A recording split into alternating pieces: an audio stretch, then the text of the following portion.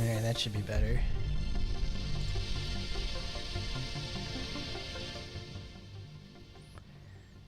I'm gonna turn down the music because it's too loud.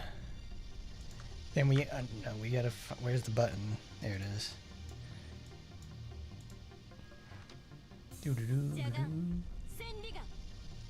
That's it.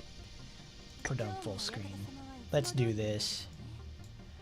Alright, everybody. What's happening, everyone? It's your boy Hardcorn, and we're back today with more action Taimanin. This week, we've got something actually very incredible for the most part. This is a renewal that actually makes a difference on the character in more than one way, and isn't just a total dud for the most part. This is Tokiko's renewal. It's something that's been well deserved for a very long time. She needed this. She absolutely did, because for the most part she's been absolute dog water to play as. But now she's actually got something going on, and we're gonna show that off today. But how you guys doing, everybody? Y'all doing good on a Friday night like this? For the most part, it's been a pretty good evening for myself. I went and picked up some stuff in town, sorted some things out, played a mirror dungeon run before I did this. So it's ready to party over here. Because right now, let's get into Miss Tokiko and see what kind of substantial changes she's got. Because first we're going to start off with, she is no longer as stiff. Like, her body, like in the first year she came out, her animations and stuff were absolutely terrible. She was very stiff. Her eyes were really close together and huge to emulate much better the Kagami art. So they made her eyes a little smaller. They spaced them out a little bit. And now she actually doesn't look like a total bug or something like that. Like when she does the, like this pose back here, like her back would bend at like a 45-degree angle. It doesn't actually make like a actual human curve. It makes something like you look like she's snapped in half, like straight up Stretch Armstrong stuff. And of course, with every renewal they have, they always add the shiny texture onto the character. And even though for the most part they also add that to new characters now as well, because if you look really closely, Francis has it by default. Sadly, the rest of her outfits don't get that sort of thing. I would like Fuma Butler over here would actually be a nice one to have for it.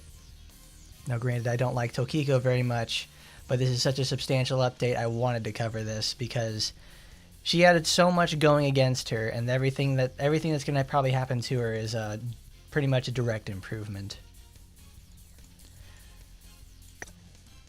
I still can't get over the fact that they left for like 3 years.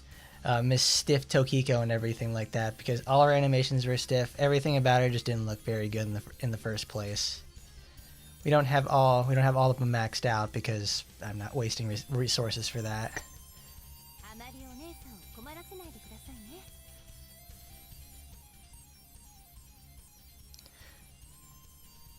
I gotta remember how to there we go.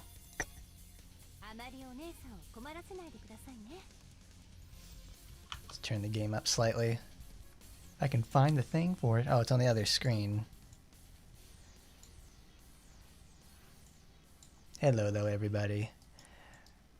Miss Tokiko is actually looking much better than when she started out with. She doesn't look so stiff. That's honestly the most important thing for me, is that she doesn't look as stiff as she used to. Well, of course I don't have level 10 affinity for Tokiko. I don't like her very much. I'm not going to waste resources on characters I don't exactly like. I get it on like 9. I wanted it at 9 because she gives the crystal boxes, so I don't have to farm so hard for that.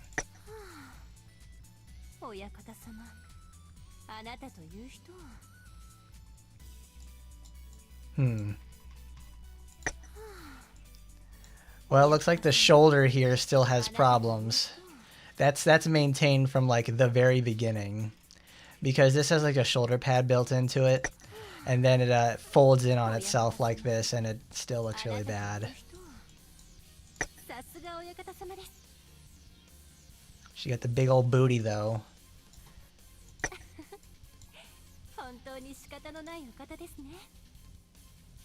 Generally better all around. I think they actually improved some of the textures with her too. I'm impressed by that. Granted, there are still some problems, and some of the stuff does look a little blurry because it's just an enhanced form of the year 1 texture. But that's no reason not to hate her completely. I'm going to try to be as impartial as I can about her because that's just not right to just throw her out like that completely. We did, however, also get Formosian Edge.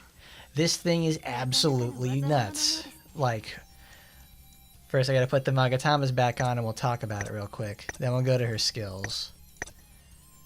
God, I wish you could sort out the Magatamas, or like at least categorize them like by yourself.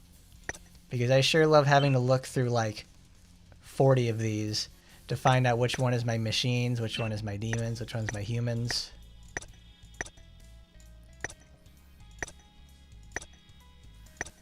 Like, they got this wonderful sets feature and I don't use it because it's mostly my fault, but what can you do? Let's read on Formosian Edge though.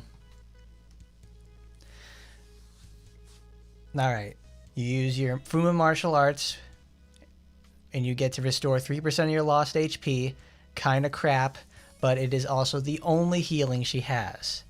You get to increase the critical damage of the Fuma martial arts skills by 36% for 10 seconds, and it activates every 10 seconds. So this effectively is going to be permanent. As long as you keep using the skill, and most of these skills will be able to get up before that happens. If you use a Taimanin art skill, it has a 45% chance to gain Malice, which is a unique buff. Each stack increases skill damage by 20%, maxes out at 4. So it refreshes itself. So it will constantly keep refreshing itself. I don't know how long it exactly lasts because I don't pay attention, but it hits pretty goddamn hard. This is I don't like the design of this weapon either, because it looks like every time I look at this eye, because of like the orange thing all the orange it has on it, it looks like something you get like when you fight in the Legends of the Hidden Temple or something, like a Nickelodeon weapon or something. Like you stab that into the altar. Like, there's, like, Olmec over there. He's like, this is the sacred dagger. You go put it in there. Oh, no, you're going to get slimed. You know, fun stuff like that. So, her weapon works with Fuma martial arts and Taimanin arts. So, this is one of the first weapons that actually, like, makes a lot of sense, actually, for the most part, with the actual person set. Because now she actually has resources to use with about every single skill she has. So they effectively want you to main the weapon, but it almost, for the more or less though, it falls off since she also gets a new passive, which actually let's go over that right now. This is precision. It increases your critical rate by 0.5% each time you hit an enemy. It stacks up to 40 and lasts 3 seconds per stack.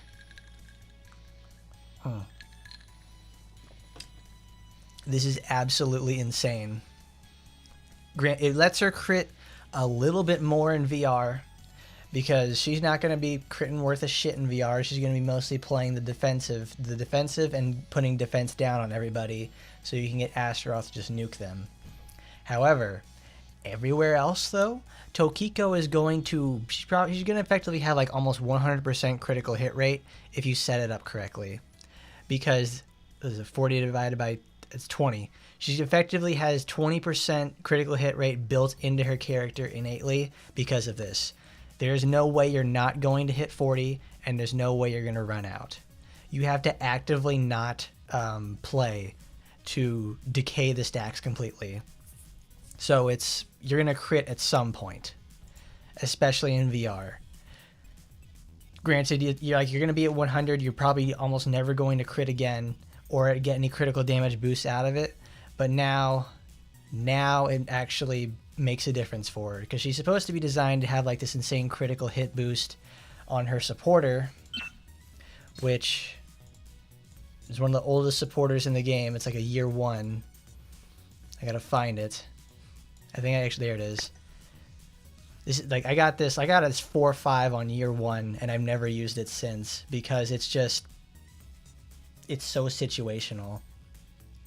Because the passive is 40% critical hit rate reduction from enemies. Like you could use this in the arena, but there's better stuff for that, and damage against super armor. This is a year 1 supporter, but it gets a lot of use in VR, which I can appreciate, but there's a lot better supporters I could be using for this. I mostly used it for like Fujibayashi Yuno, where you use the active, where it makes your critical hit rate becomes 100% and critical hit damage increased by 60% for 10 seconds. It was okay back then, and it's just okay now. But let's get to those skills, which is something I really want to talk about. So let me try to find the picture on Steam in regarding to what they changed, because it's a lot. They changed a huge amount of stuff for her, which is honestly what she needed in the first place.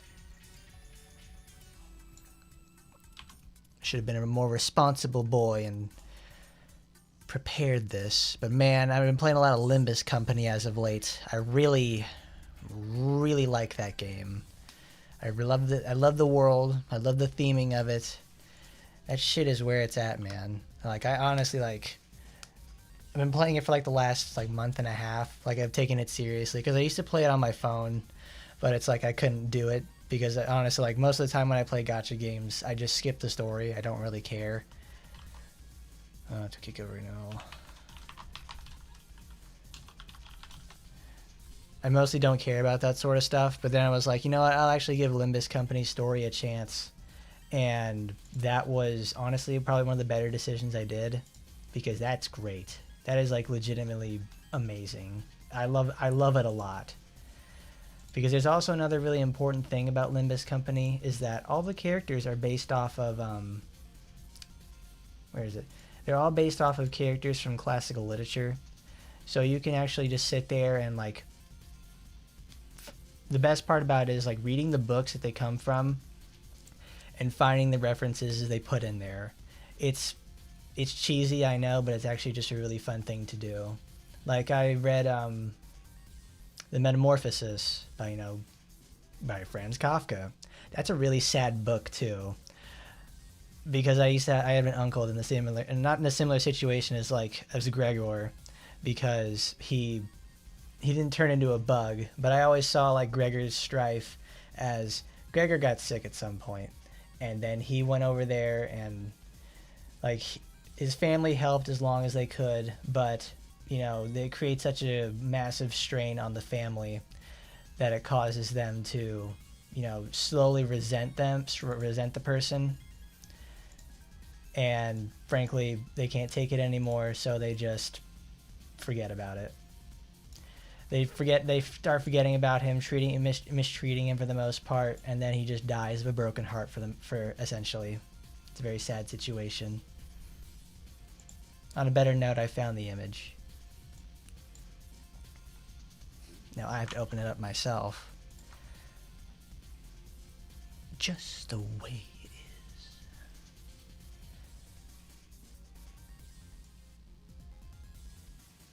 is. Alright.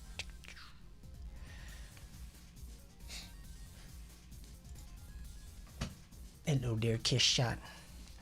Welcome. We're about to go over some update adjustments. Alright. For starters, you can see it on the screen there. They did not change anything for Soaring Swallow. It is a Fuma martial arts skill. It still counts, but they left it in. It's still a terrible skill. There is no reason to have these. I am very glad they have learned over the years not to include these. They're a waste. And they still didn't do anything with this. Ingrid's renewal managed to get rid of one of her skills. I know they can do it. Let's move on. Alright, Stone Piercer. Stone Piercer is one of the skills that has immediately changed. No longer is it a single target, large hitbox in front of her attack. You do the input, and she zips through enemies doing the same amount of damage on a larger area. Like this is a super fast AoE attack, and it's like I can't believe this exists. It's like it's a boss killer. It applies clairvoyant. It does the same thing it's always done in terms of the setups, speed boost, clairvoyance, stun. That stayed the same. The animation is what is most important. It's so fast.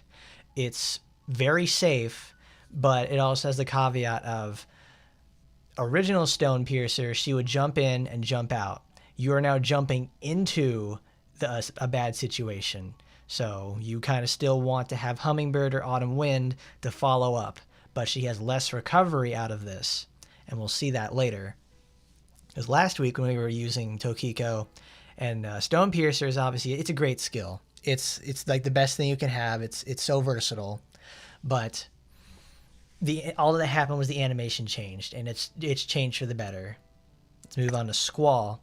Squall remains the same for the most part. Let me find out where it says.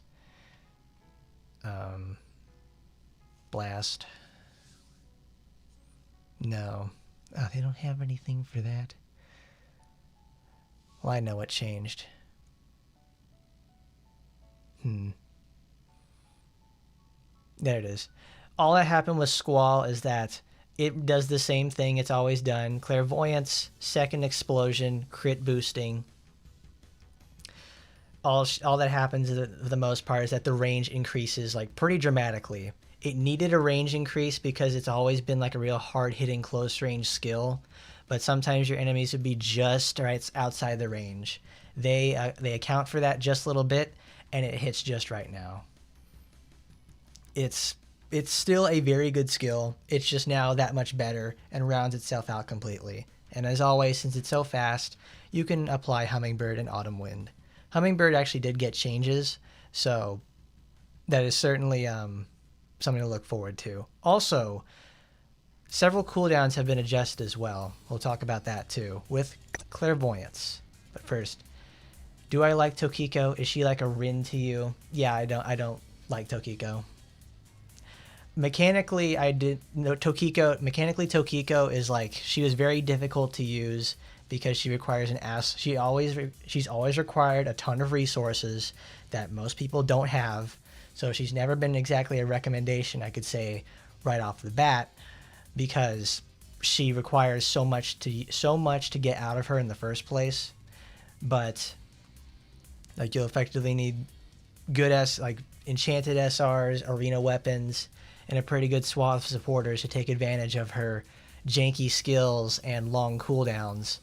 But she hits really hard. She's done that in the past, and she continues to do so.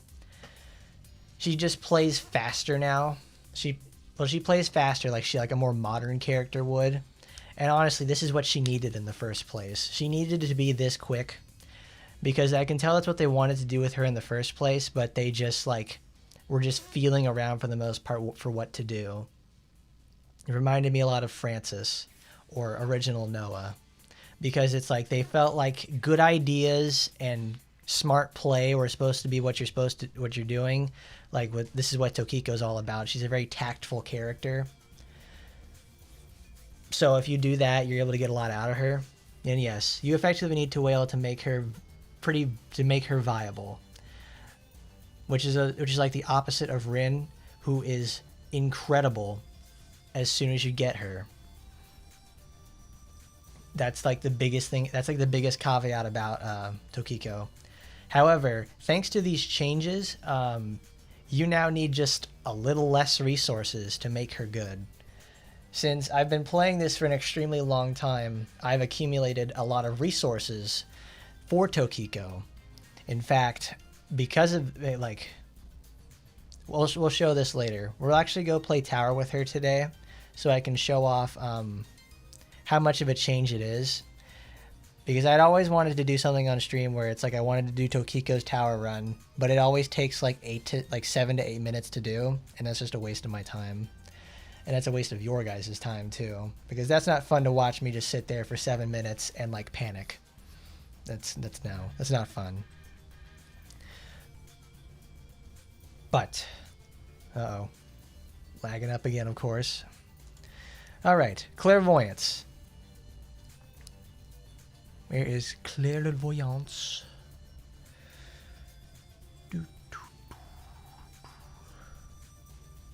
Alright, well I think I remember what changes immediately.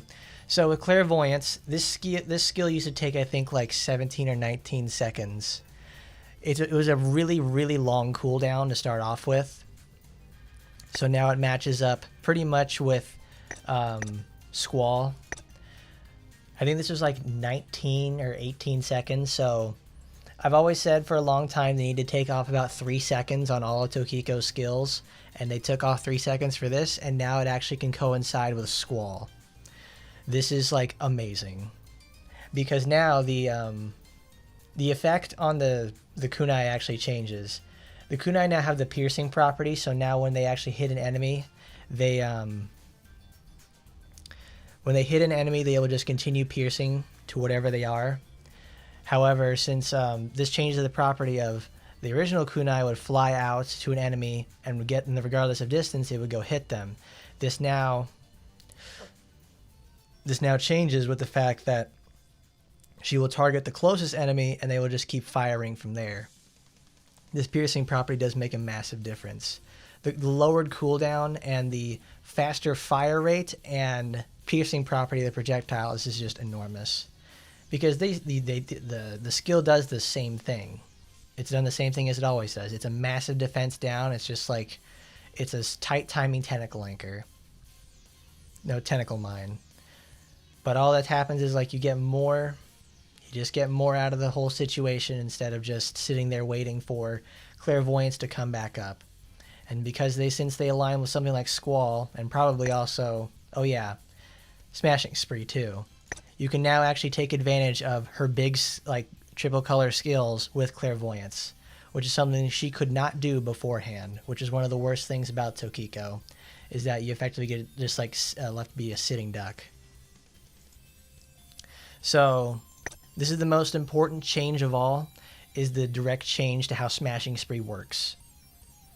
So for starters, this skill is no longer 20 seconds on base cooldown for a god-awful skill. You just now hold the button and she goes to the nearest enemy and instantly goes and kills them. It's a huge damage skill now, because it retains the, what is it?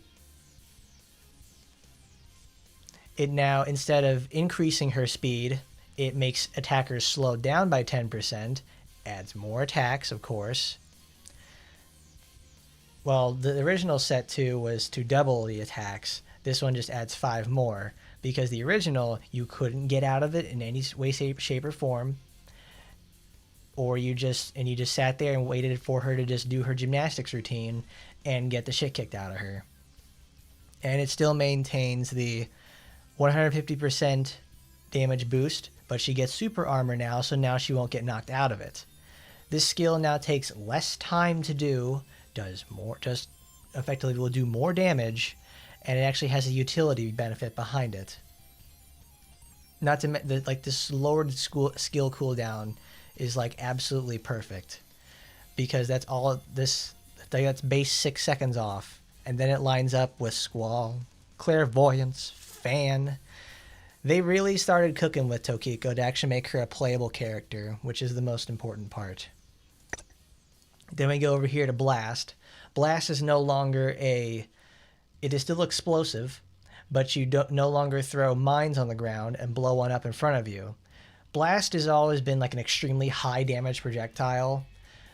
Like if you were able to actually get like large enemies to walk into them, or bosses, they do a lot of damage. However, the cooldown is god awful. It was terrible, and you had to sit there on a double dash input to really just not do anything with it. Like honestly, I just couldn't see myself ever using this skill. I hated it when it came out, and I like it a little better now. Because let me read this. It's that. It sets up an explosive kunai which detonates on when an enemy steps on it, adds 2 more explosive kunai after a set effect is applied. That's the original. So now the new one is throw explosive kunais at up to 3 enemies nearby, throw 2 more when an additional set has been applied. So you effectively just get fan, but it explodes. It doesn't have any tracking though, so you have to be like, if you're really up close, you can really shotgun with a lot of her skills. That's effectively why this event is called like one shot, one kill Tokiko, because she's effectively trying to go for one hit kills, because before that she was death by 1,000 cuts. However, doing those cuts would take you 1,000 years. Now she's just there to instantly blow people up, which is kind of what they were trying to aim for in the first place with the critical hit supporter. When in reality, it worked a lot better with different characters. Magpie changes. It's faster. It has a shorter attack chain. Like you'll hit the end of the chain itself within 3 attacks, which is I'm very glad this happened, because when you get up close to enemies, it's like you have the 2 sets of 3 that come out, and they hit. It's effectively 3 basic attacks that hit all at once. So it has a nice shotgun effect. You can use it on machines or like Spider. Does a lot of damage. Makes her faster too, so you can get off Hummingbird or Autumn Wind to keep up to get out of a situation or get inside. Because what is it? The effect of the skill changed. Oh, that's Magpie. Like the projectiles now no longer just go into one enemy. They still all go into one enemy, but now they all pierce. They just retain the piercing property, so this is like, that's the most important part about it. I love that so much. I really do. Because I've been using her all week on machines, and now she's just not like total junk to use, and you actually get to use clairvoyance more than once a fight. That's something I'm really happy about. We can see we got fan. Fan changes. Fan's change is actually quite important, because the fan itself, fan always pierced in the first place. That's something to remember. It always did that. That's why it always like basic fan by itself. You just take it, run up to a heavy enemy, and 5 projectiles will hit it once. So then, when you get the set effect, you would just throw them out at an enemy, and they would chase them down. However, this nearest enemy function changes how it works. So whenever she's near an enemy, she'll just come in there and throw all 5 at one enemy. Now it concentrates all of those together, and it creates like Kiara's ice spear, where it flings them all in one singular direction and still pierces. So you can still do insane damage against like robots or something. It's really great. Like Fan's always been one of her best skills. She has a specific weapon for it, but now it's just even better. I only have 1 copy of that weapon in the first place, so I haven't tested it all. In fact, since I've been playing Tokiko a lot this week, so I can actually figure out what I want to do with her. Because we played her last week, so we could actually get her fresh in our minds to see what happened and what changed. And this fan upgrade is very substantial. And then we have Hummingbird. Hummingbird does the same thing. Oh yeah, her basic melee string is also changed too. It's way shorter. It's like, God, it doesn't take like 20 years for her to just flop around like a dying fish. She actually gets some shit done, which I like a lot. But Hummingbird does the same thing. She jumps backwards, throws projectiles, they hit the enemy. They still decrease target speed, damage taken, stuns the target. This is her utility one. And they did not change Autumn Wind, because honestly, Autumn Wind did not need to be changed. It's been good since it started, and it's going to continue to be good. Makes her go faster. Most importantly, activates clairvoyance in blue, and increases the critical rate of the attack in red. Honestly, this is like the most holistic update they've done. That's actually like been so incredibly beneficial to the character. It's a night and day difference, to say the least. But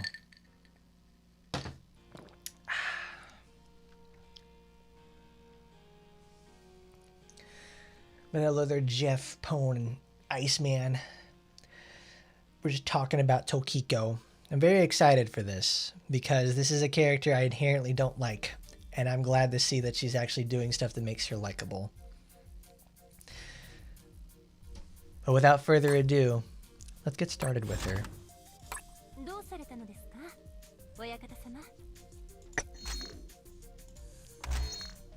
We're just gonna go straight to floor 50 because that's where the meat of the problem lies and stuff. Like, cause after that, that's where that's where all the hard fights come.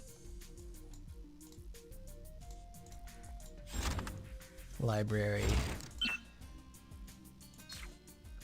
I can unequip all those. Put demon boosters. Do I have humans stuff?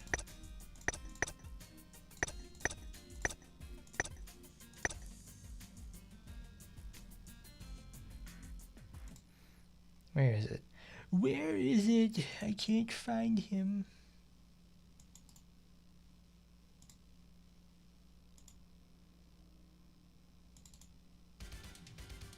There we go. Damage boost. I'm gonna have all my demon boosters because I think I have all the human stuff still equipped on Asagi.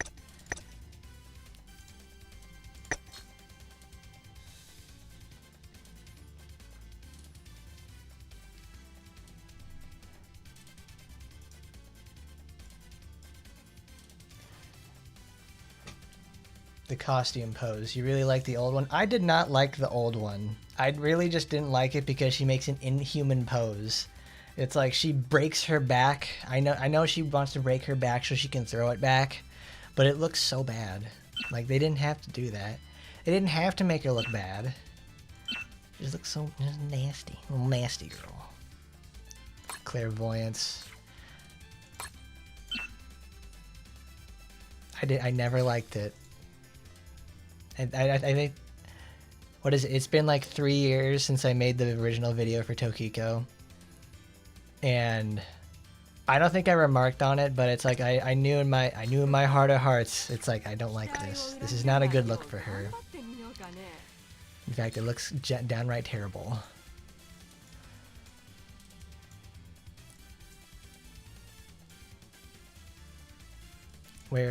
Where is she? Where's critical range grandma? There she is.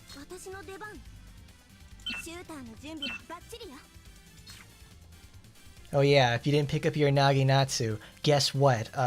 She works really well with Tokiko. You want to know why? It's because Tokiko debuffs a lot of enemies, and if you play blue, she's constantly buffed. And then you have the whole 44% more skill damage because she does melee attacks, which is what we're gonna use. We'll use Magpie later. I wanna show that off. We got Stone Piercer. We use Fan because that's really cool. No, we need to. Oh yeah. 4 skills is obviously still the same thing you want with Tokiko, because everybody knows just how much of a difference 4 skills can make on a character. It makes or breaks a lot of them. Tokiko still likes 4 skills, but you don't need to be so reliant on them now.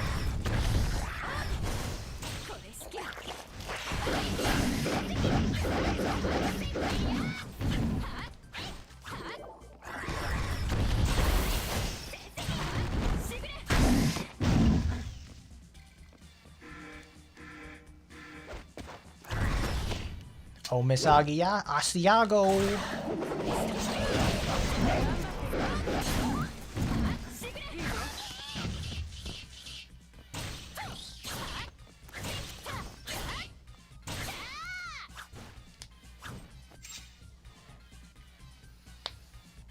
Well, I know she's got her back blown out in many other scenes. That's like the thing with her. She knows how to throw it back.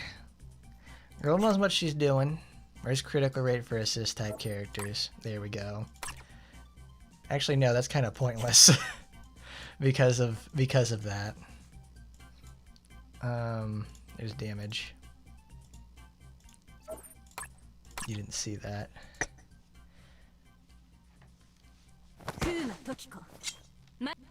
Like I knew the Inage support was going to be beneficial in some way because The only other support that Blue has had for debuffing characters is the Micah supporter that only ran twice.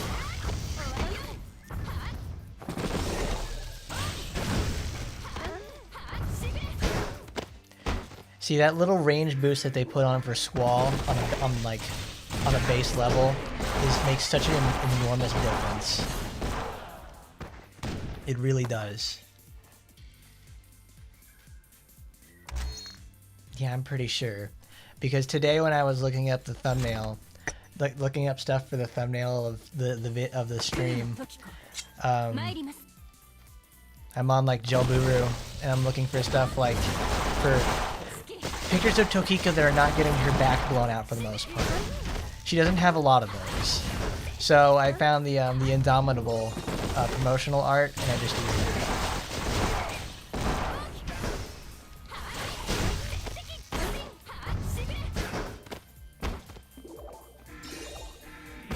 Well, also I got the Inage support because I love Foxy Grandma. She knows how to throw it back even in her old age.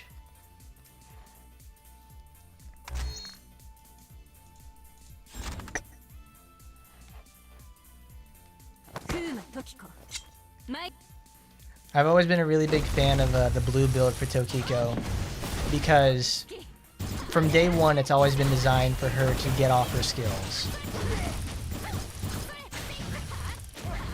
And that's always been like the most important thing for Tokiko, is making sure she's able to actually get these off in the first place. And also defend herself at the same time.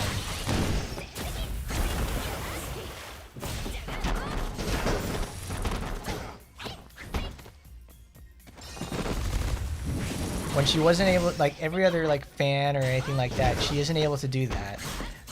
Which always annoyed me because like I like wanting to use her other skills, and like it made me wish that Green had what do you call it? Oh my god, what is it? I wish Green had the ability to get clairvoyance in some capacity in the past without having to sacrifice the ability to do more damage.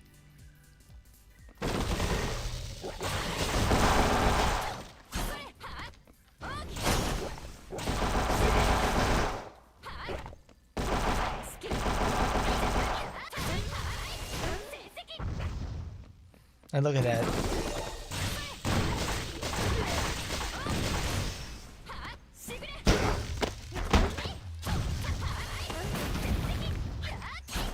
Because it's not done on because the damage doesn't come on contact with what is it? Wow. Tripping over myself on this one because the damage happens after she resolves the skill, not when she's traveling through them. It's just like Lena's big slash attack, where she travels through enemies. So because it's Tokiko traveling through enemies, it means that whenever she goes up against like a large enemy or a boss, she will get stuck on them, but she'll still do the damage.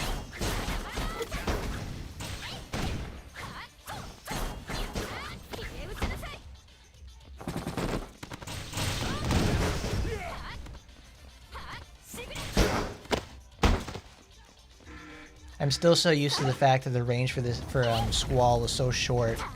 I would almost need to dash twice to get and hit everybody in there, but now I don't need to.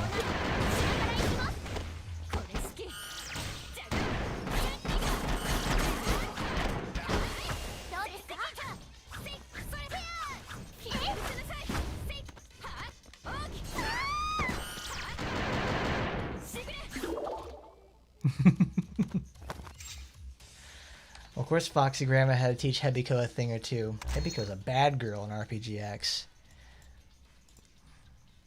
What's the thing that they always call her? Is like it's a massive meme that like Hebiko is like just professionally dumb slut or something.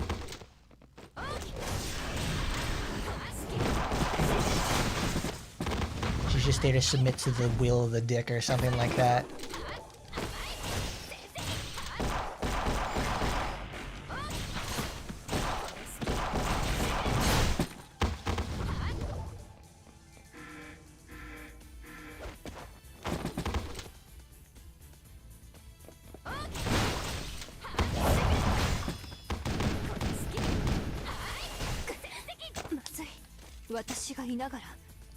Mary would be a fantastic playable character. She honestly would be one of the most deserved spots in the game to have it, because she's one of the first characters in, like, or is it, she was from the very first event in the game. So I don't know why they're just like so adamant on not adding her into there. It keeps making, like, every time I think about it, I always wonder, like, it's got to be like a VA issue or something.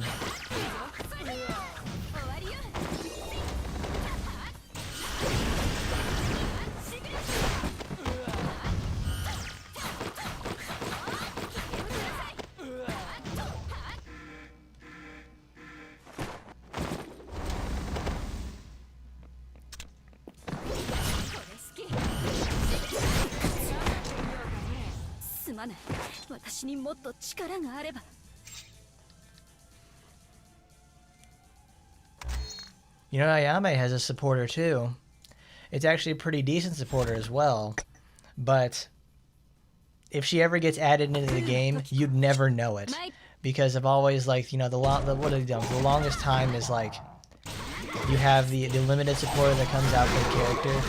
Because they didn't do that with Nagi. Nagi supporter is a general pool.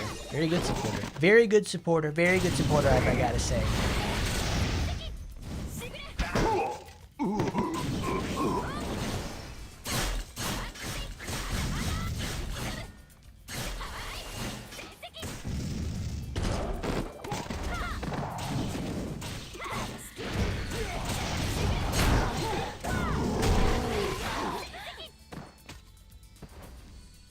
You know who else isn't very popular?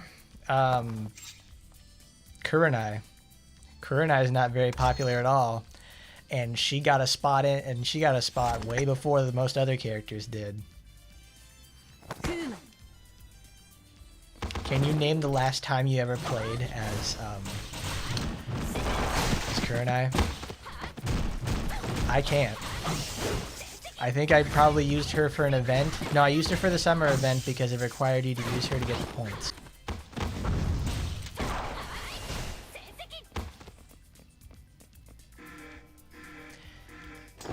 We need a future Mary and we need future Hebiko to get in the game.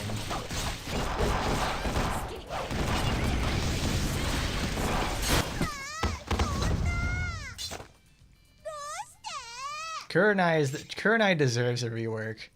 Because now that Tokiko now that the quote-unquote worst characters in the game have gotten their reworks, I think, like, what is it? I think they're gonna start renewing characters that people have mostly forgotten about. Tokiko's been having a pretty good set of treatment for the last couple of months, because she had her limited outfit rerun. She had She hasn't been featured in any events. Well, I don't know. Tokiko hasn't either. But here we are using her with renewal.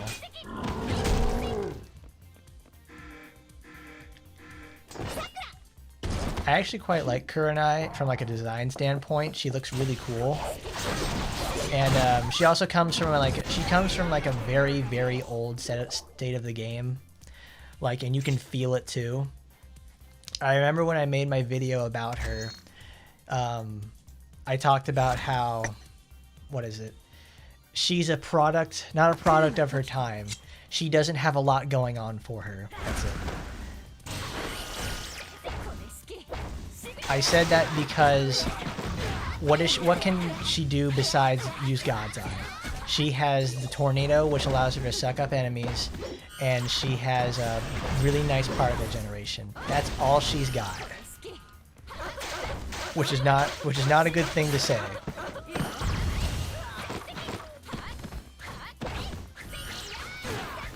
And lo and behold, that kind of bit her in the ass. Oh, there's Rinko. Because as time has went on, time has not been very kind to Rinko. I'll say that much.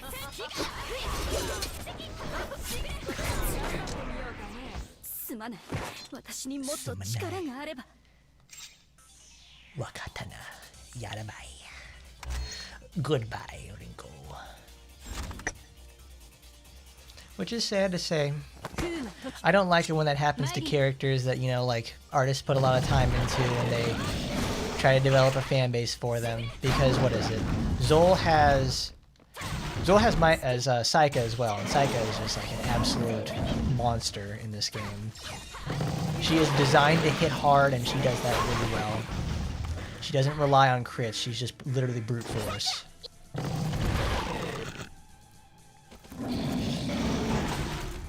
Activate it, activate it, activate it, activate it!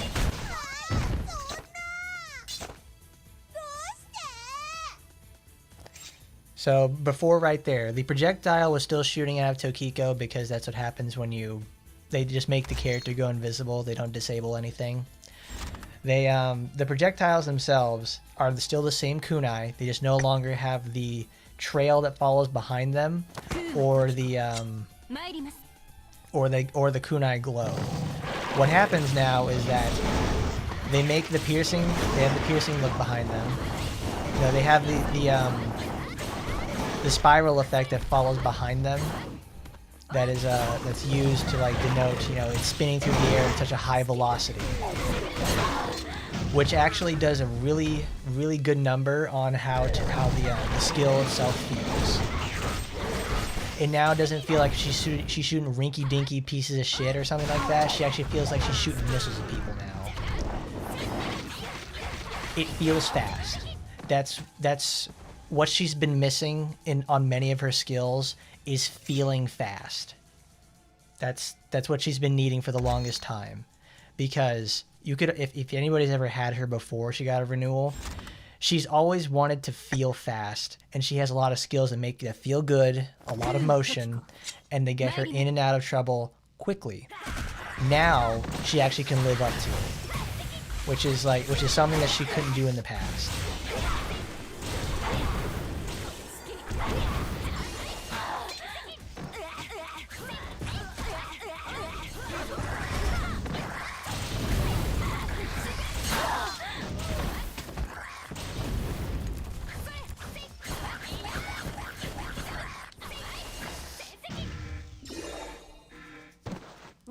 Of course, Kuronai is for refined and weird taste people.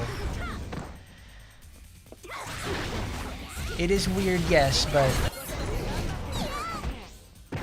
because the big meme scene with Kuronai is, I think it's one of the bad endings where she is put in a horrendous situation. She's been captured, and she's forced to eat defecations. It's very gross. And you can read it in English now because the full translation for it has come out.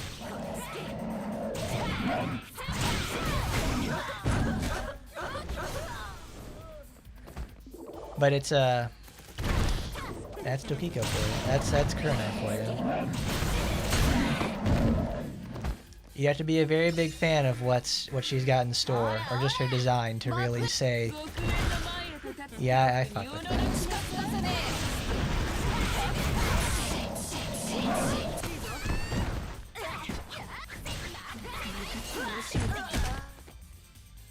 Ooh, that's good.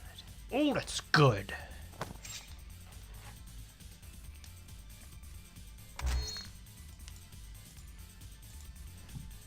Let's change some colors, because now we're actually into a easier mission.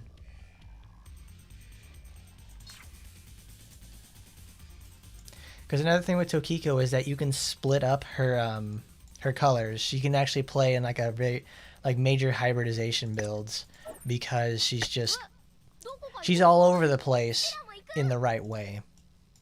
She lets you mix and match, lets you have a lot of fun with what you want to do. But if you just really want to run strict colors for like the direct benefits,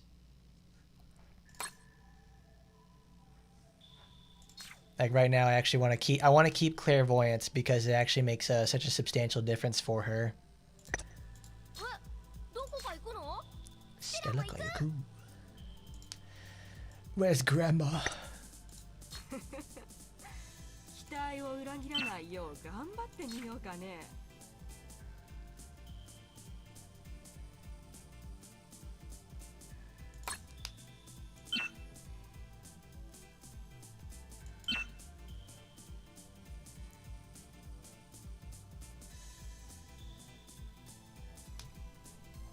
Felicia certainly could use an update, but honestly, it's like that's one of the characters I've never actually felt that she was actually very bad in any sort of respect. She's very solid, like all the way around. People just don't like her because she's like a part of the itty bitty titty brigade, which does hurt sales for her, or for the most part. But it's like I've always liked her. Yeah, if I'm gonna pick any of the Shinganji sisters, I'm gonna pick Felicia.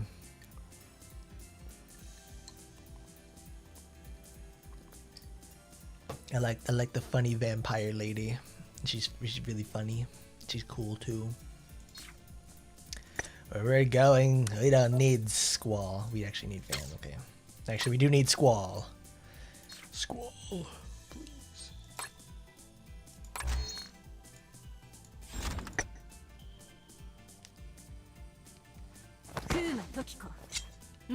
Sora is also a very sad state of affairs. Because of the fact alone that she had to go up against Rin, who released before her. Oh, that missed.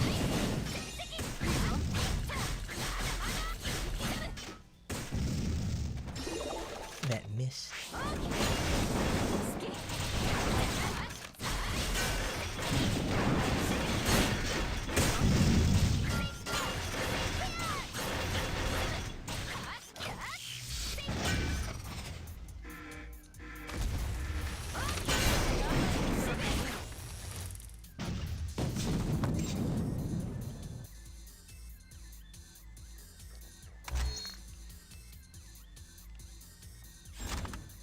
What is it? The Sora herself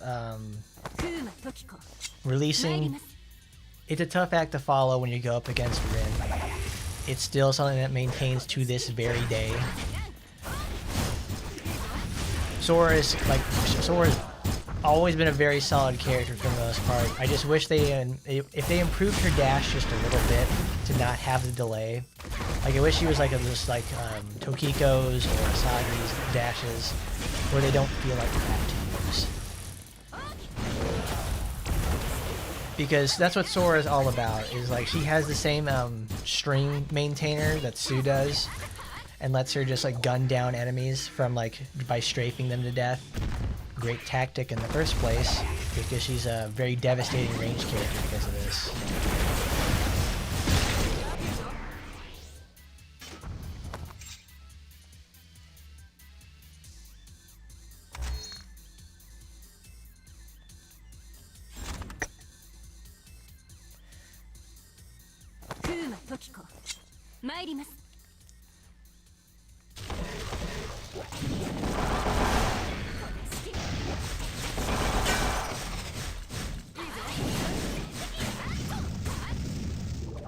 Does Felicia need a damage upgrade? I think she just needs a little bit more utility, or just more ways to apply blood marks.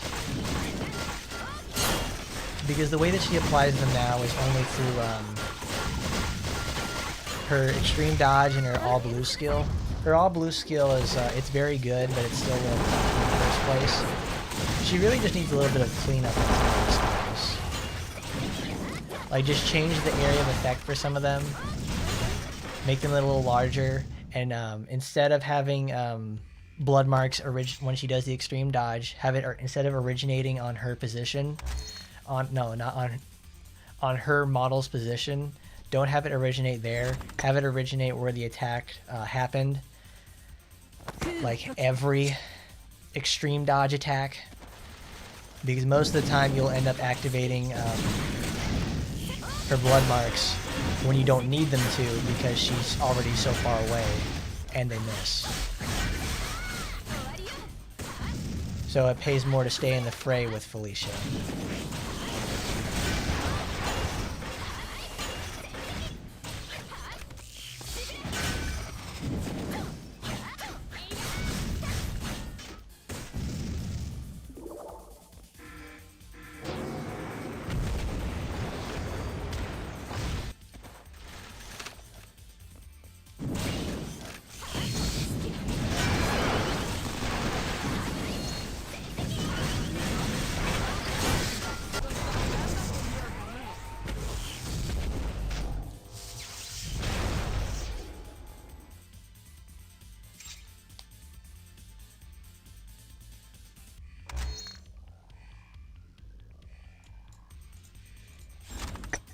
I mean, Lapis was designed on a conceptual level to be a healer. That way you don't have to do any like sort of jank healing with like Felicia. But Felicia's healing is like, is honestly, it's really, really nice. I just don't like the way you have to apply it, because in a lot of situations, I would rather have the consistency of like, your AI characters are going to try their hardest to hit the enemy, and it takes advantage of that simplicity. It really does.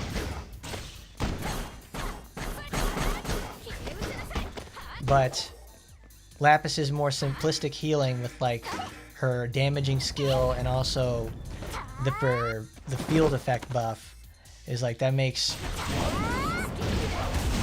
it's what sells it. It makes the biggest difference.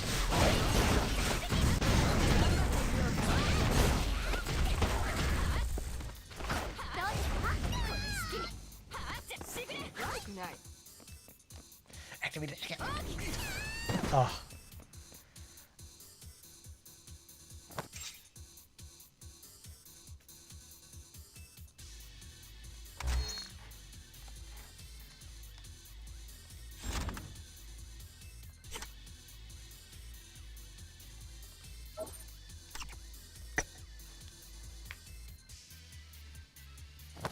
Tokiko, 参ります。これ好き。じゃが。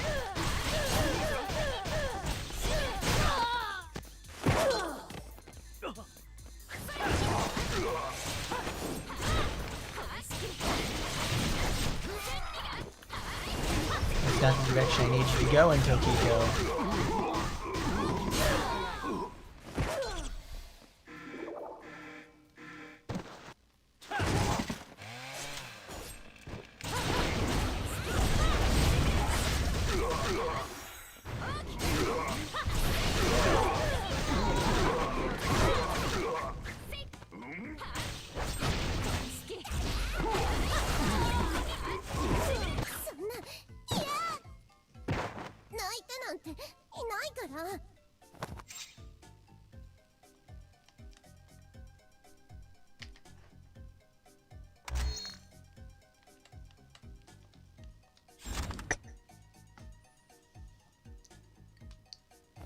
Tokiko, 参ります。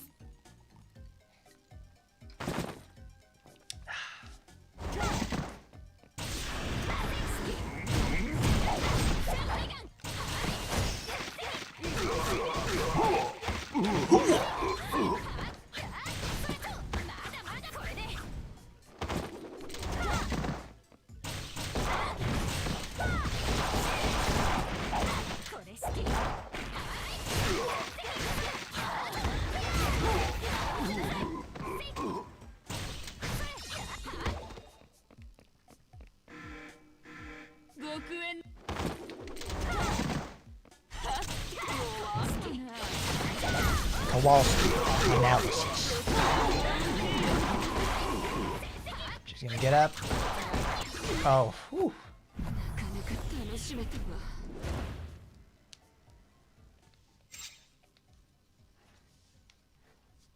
You've seen real WoW players plant fire in the middle of the raid? What is that? I never played WoW, so it's like, what does that mean? Like they put a directional AoE or something and they just threw it into the crowd or whatever.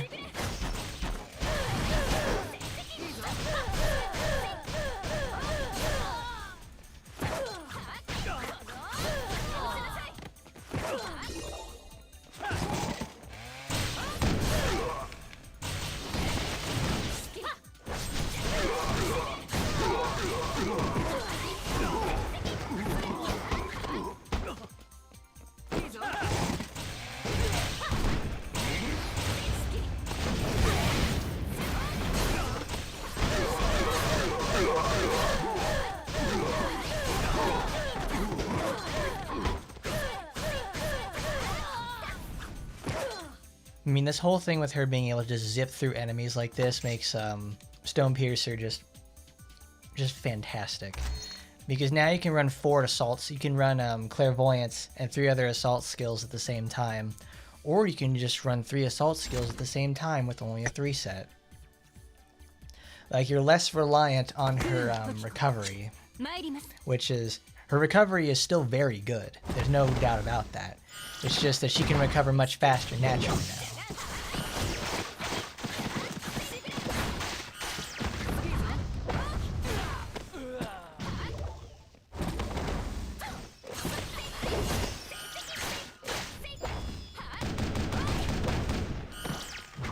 I wish I could still get interrupted with that.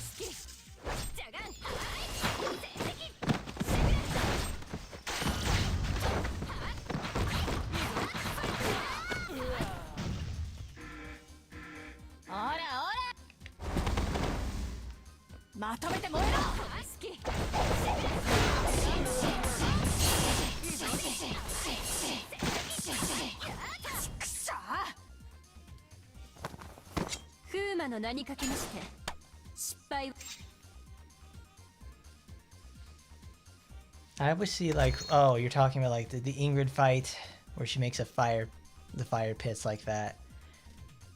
You stay in the group when you're supposed to run away. You gotta scream at some people to do that. It's like herding cats, man.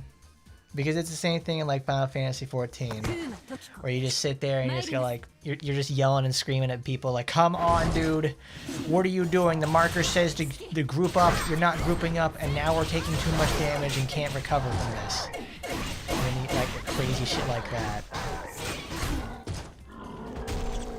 Okay, now we have too many stacks, we're not going to be able to take the buster.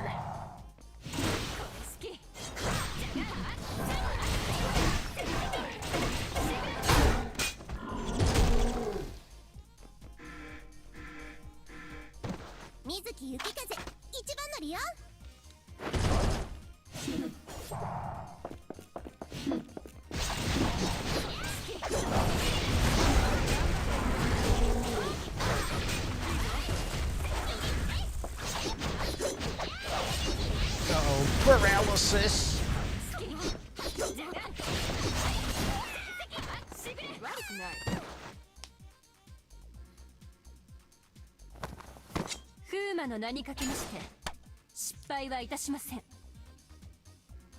I don't think they changed her victory pose either. Because I'm pretty sure that's how it usually is for the most part.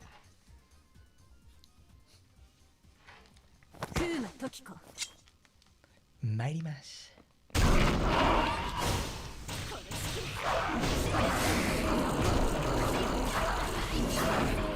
Oh, I forgot. This is the part of the tower where they have the insanely loud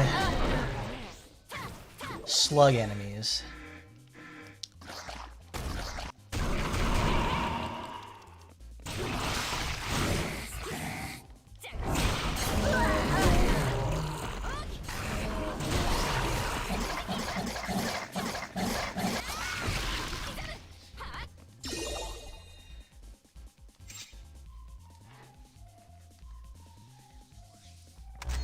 Did you know that Tokiko also has the single highest ultimate damage multiplier in the game? Well, we're going to show that off later. With, because the final floor, I know I'm going to probably do full green. Because when you get it all set up incorrectly, I've seen it do like 12 million damage. I don't have Almighty Asagi, which lets me do that. Go even further. But if that's without boosts, just imagine what it's like with it.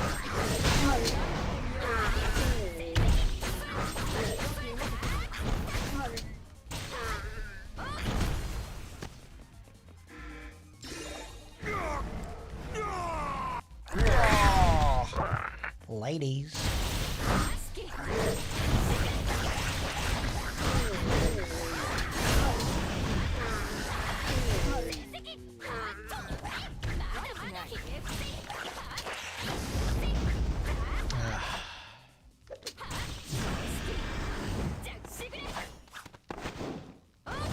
Not so tough there, Grandpa. No, Like, not for increasing particles. Like, when you do an ultimate, like, it will do a bunch of damage. Some characters have really good ultimate multipliers, some don't.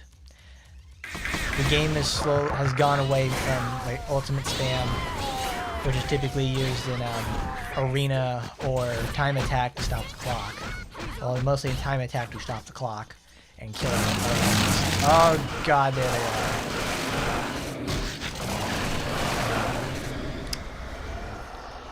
Wow, that did not need to be that loud. Let's turn that down.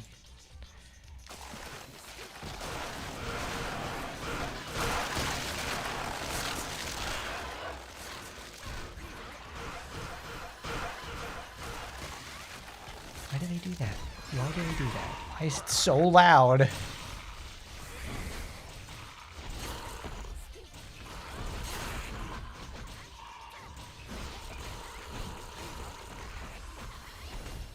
It's only those enemies too.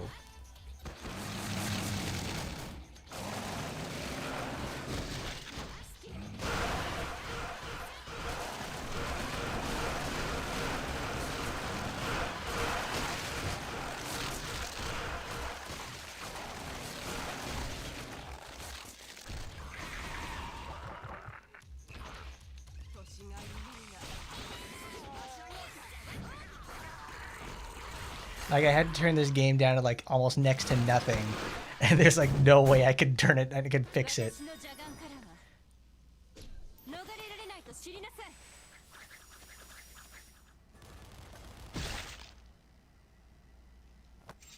Wow, that's even worse than her original one.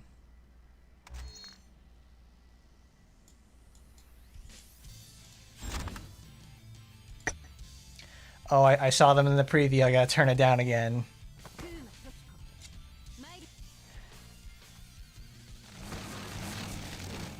There they are. Eggman's robots. Leave this one to me, Sonic. Did you guys ever play Sonic Heroes? I cannot get those, like, the sounds that they make, like, whenever they see enemies out of my head. Because you hear it, like, all the time.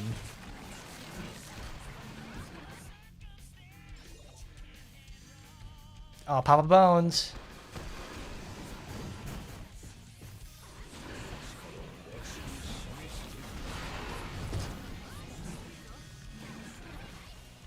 Oh, not fast enough. Oh, Tokiko.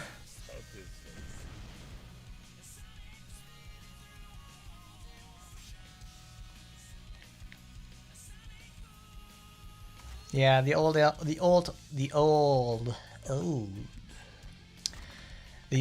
Ultimate animation was much better. I liked it a lot. It's a situation with like Tokiko, Noah had a really cool one. Okay, they don't have that anymore. They don't appear for another like 10 floors. You can turn the game up again.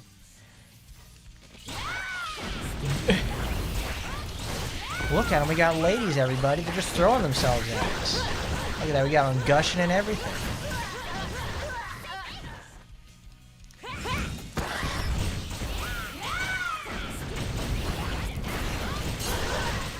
Need snake.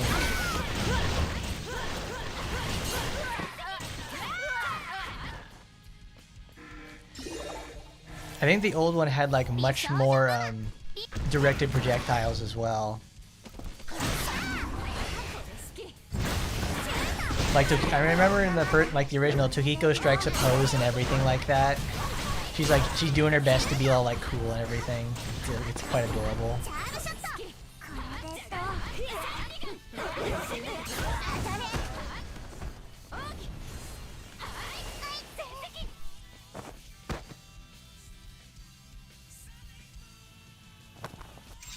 I remember I green screened out. If you go check out the first look for Tokiko all those years ago, ooh, that's a GPU problem. I tried to green screen out Tokiko's ultimate because that's one thing I didn't. I had a cold when I was making that video, and my eyes hurt because I was sick. So when that happened, I was watching it and everything like that. So I'm like, you know what? I want to. If my eyes are hurting, I bet their eyes hurt too. So I wanted something more easier to look at on the eyes. And I green screened out the back of her ultimate and put a picture of her in one of her Taba bikinis in there, which is great. Nobody said anything, so that means they enjoyed it. Or they didn't see it. Oh, clairvoyance isn't up yet.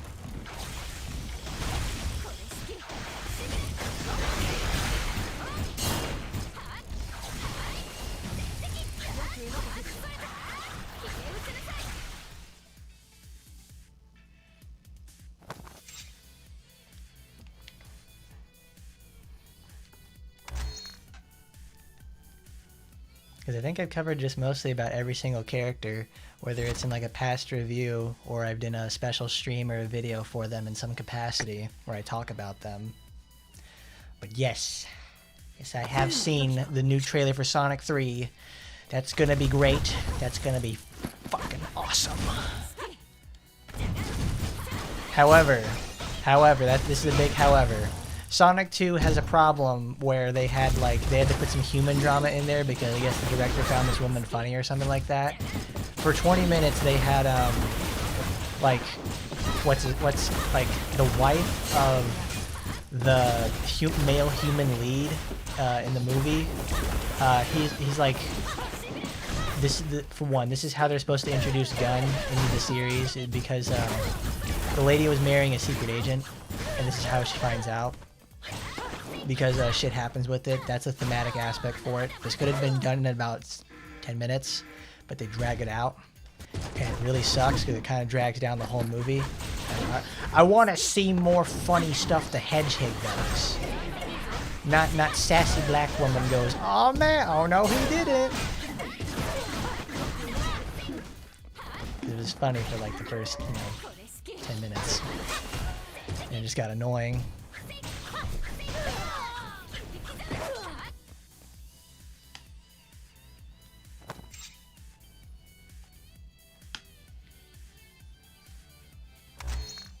So I wonder what they're going to do for Sonic 3. They can't even call it Sonic 3 and Knuckles. Well, they can, but it's like they're not just going to call it Sonic 3 and Knuckles.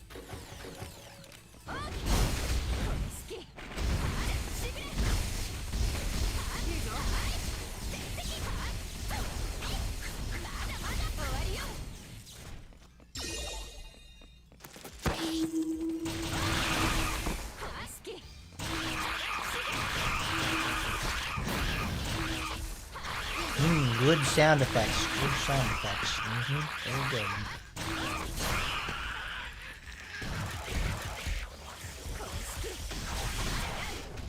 Oh yeah, I saw on that twitter.com earlier, there's some new girl from like RPGX that uses like mechanical bees like Boss does. I'm like, that's why I wanted to do Tower, because it reminded me like, oh yeah, this game has bees. In fact, the same kind of bees.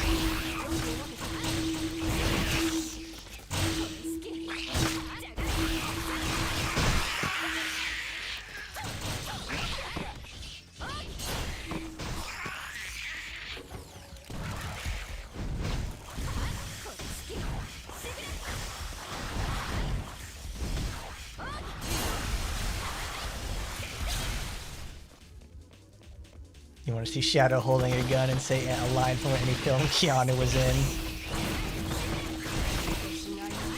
Honestly, what I want more than anything out of the Sonic 3 movie to come out of, I want another Shadow game. I really do. I don't care what anybody says. Oh, the game was too edgy. It's not very good. I love the Shadow the Hedgehog game. It is not without its problems, to say the least. To say it doesn't have problems would be lying. I love it. It's so stupid. It's so much fun. Like, every time I see like the where's that damn fourth Chaos Emerald video clip, I'm like, that's funny. That's just funny to me. Because when you actually are playing it yourself, that's like the second or third stage of the game. and like he's chasing after Tails in the theme park, and he just walks up there. Where's that damn fourth Chaos Emerald? Like you almost honestly expect him to say fucking shit at some point. It's just so funny. That is the natural progression I expected out of like from Sonic Adventure 2 to Shadow the Hedgehog.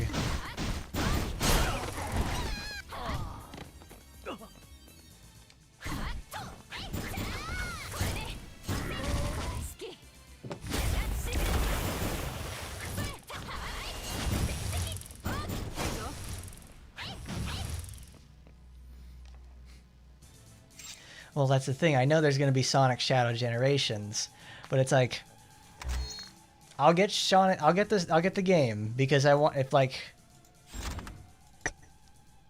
this is one of those situations where I know it's like Sega is a Japanese company. The most important thing at the end of the day is if it made money. If that makes money, that means they're going to be like, "All right, there's interest in Shadow. Okay, let's make ourselves a new Shadow game. Let's go ahead and do it. Like, go right ahead, please do. I want more Sonic with guns again.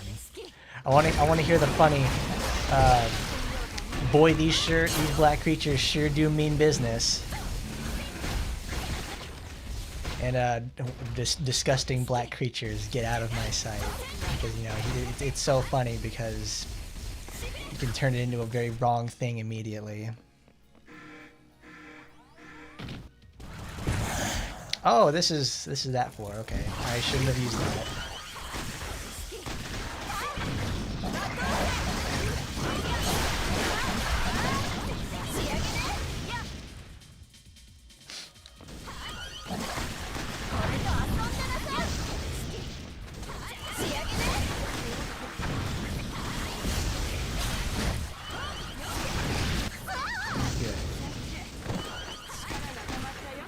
Okay, ooh, that's a sweat frog moment if I gotta say it.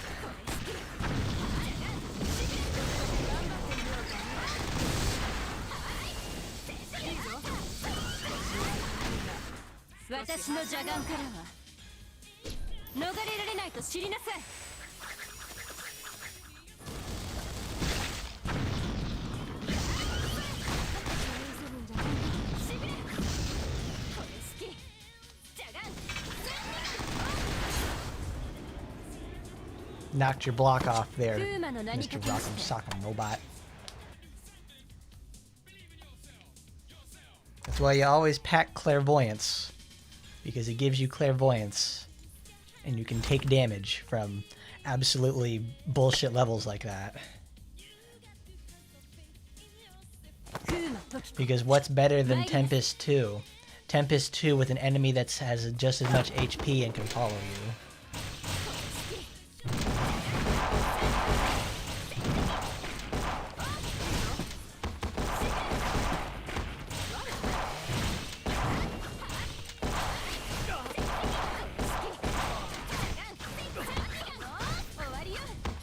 Audio.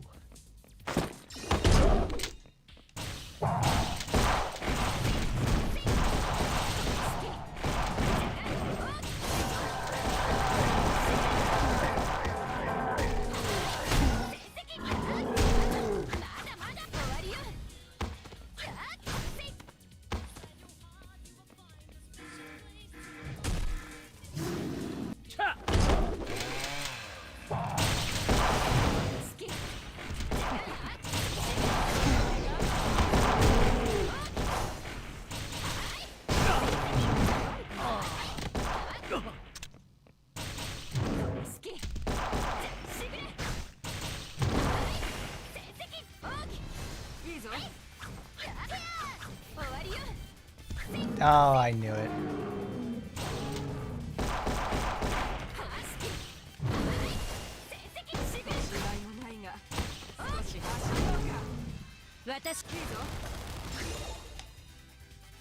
Damn. I knew that wasn't going to work, because she wasn't doing enough damage at that point. Old shotgun Tokiko just can't be hanging with it now. Alright, later there, Dark Mail.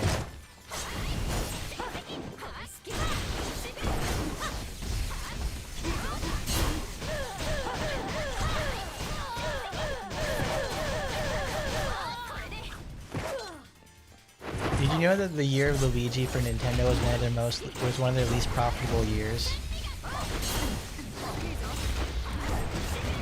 I just thought that was a very funny sort of sentiment, because it's like I'll just say that much. I got that bit from Game Grumps. Like that's a joke John Tron made like years and years ago. It's like, it's the year Luigi. Could you imagine if that was the year Luigi was one of the least profitable years imaginable? And you wouldn't believe what happened there.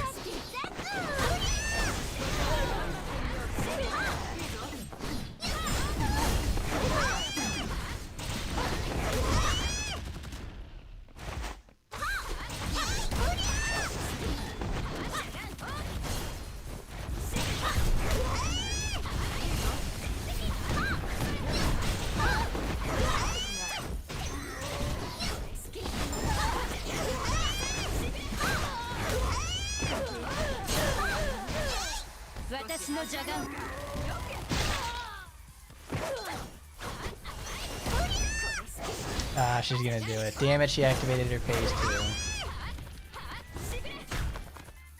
2. Got him! Okay, baby, you ain't gonna touch this now.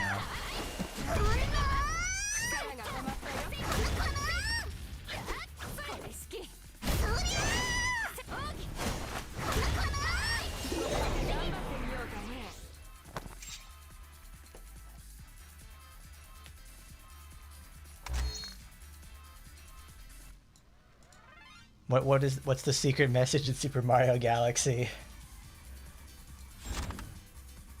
Because I'm not gonna lie, I haven't played Super Mario Galaxy. Not just in like, oh, it's been a few years, I've never played it. I had a Wii growing up, but I was never much of like a Sonic guy.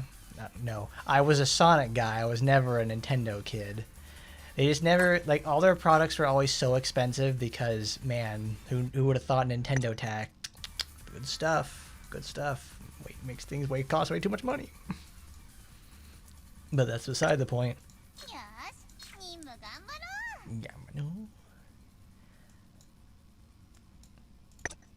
Get Chujo Nano. Chujo Nano away, and then you get Miss Nuclear Explosion herself, Tekane Kaoru.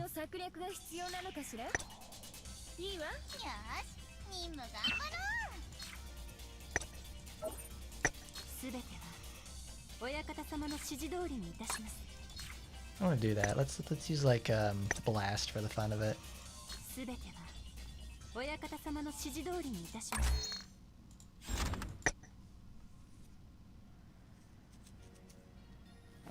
Tokiko.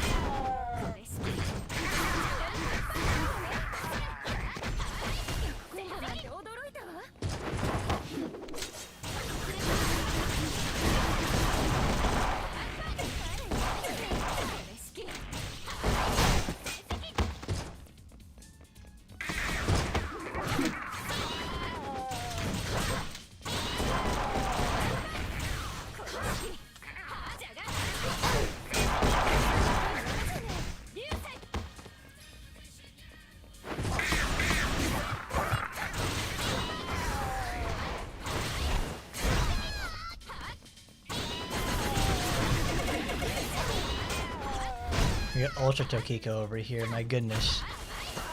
Sometimes I forget just how fast her green build can go. She's not Spinel fast. Oh my goodness, she really knows how to throw it back for us.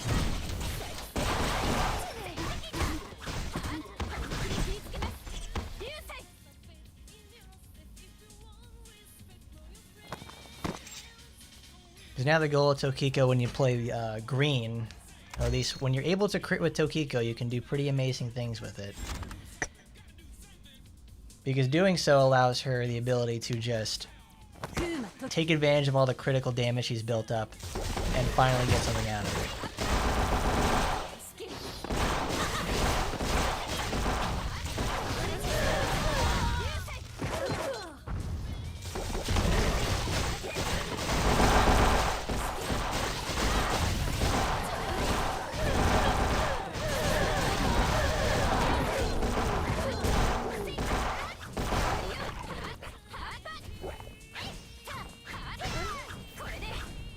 I guess that skill always increases its damage proportional to how many enemies you have on screen. Oh look, it's Hebiko. Let's give her the grandma special and teach her a lesson.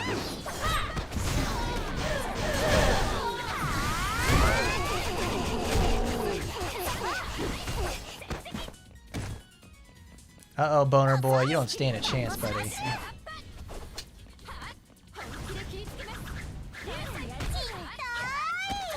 That's great. She just comes in there and just crushes them.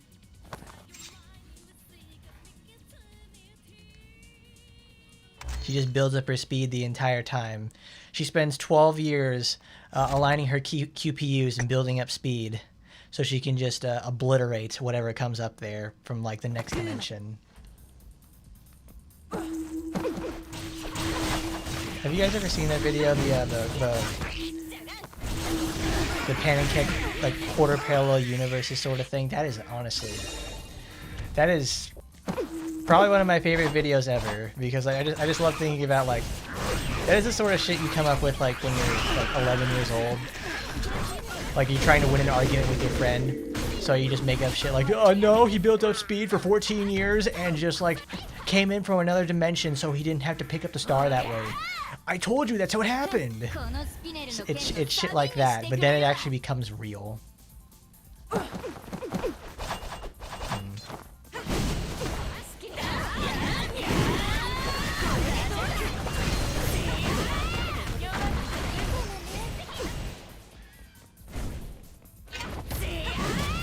That's not good.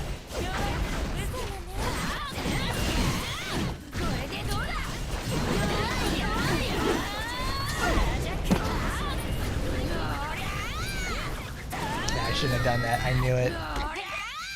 Because you need to align them up, or else it won't work.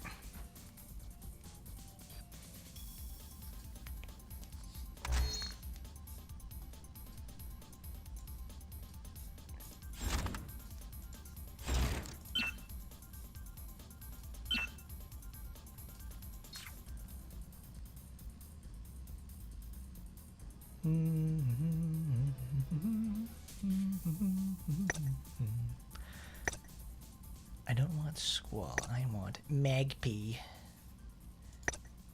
No, this is the one because it makes them slower. Give her the grandma special.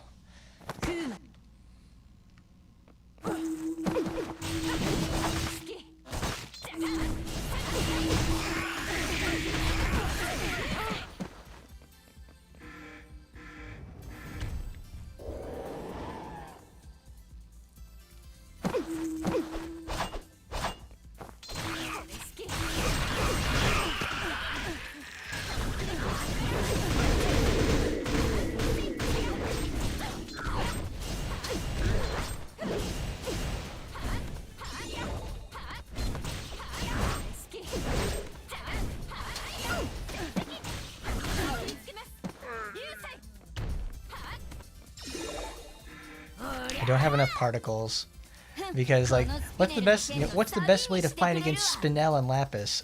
Not fighting them. Don't ever give them a chance.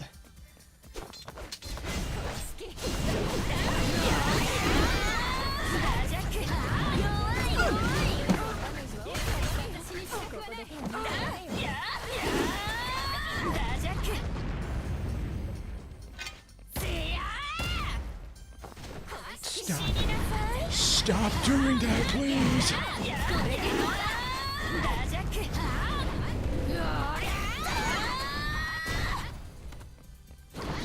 Girl, stop yelling at hurt your ears. Perfect.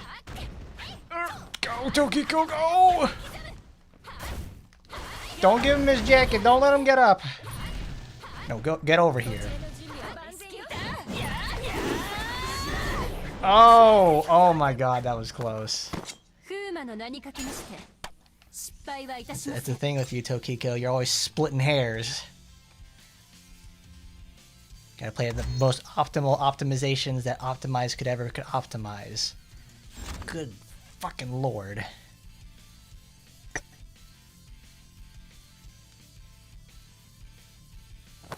Tokiko.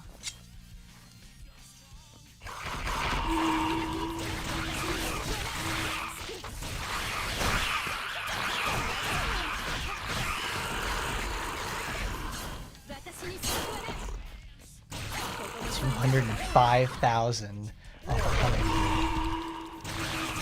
Did they stealth buff the base damage of that skill? They had to. Wow, that is legitimately crazy.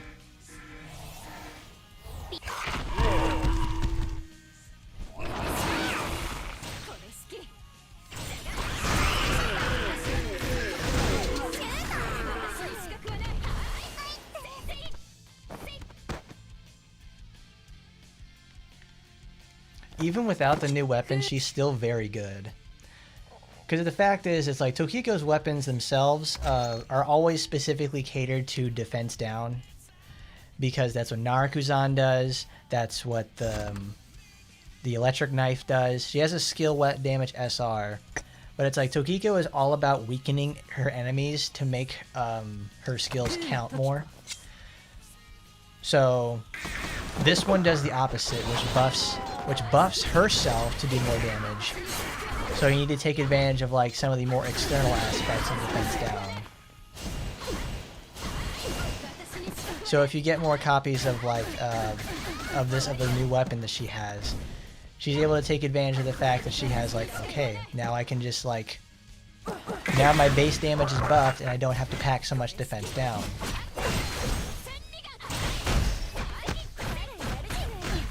Which is a nice thing on its own, because that means it's like you can play 3-skill Tokiko, which you can do that much easier now in the first place, which is what the renewal accomplishes that very well, which I'm super happy about.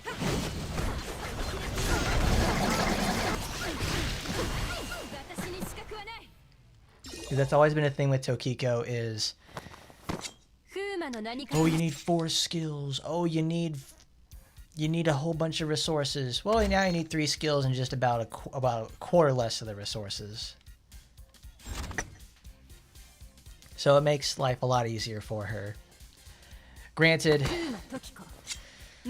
you are still better picking some other characters.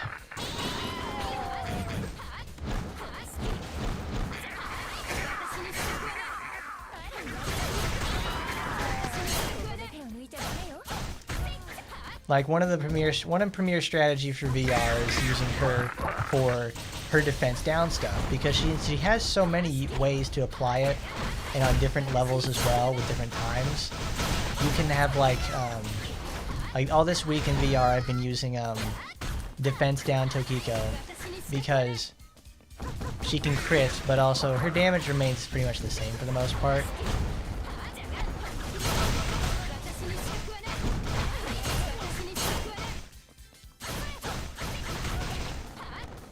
Like her damage remains the same for the most part. She just gets more out of the fact that like, okay, now you have the ability to just, you know, apply defense down in a timely manner that can coincide with your other skills, so she can actually be offensively potent too. And that means she also works together better with characters like with Astaroth. Because it lets Astaroth hit much harder in a smaller amount of time.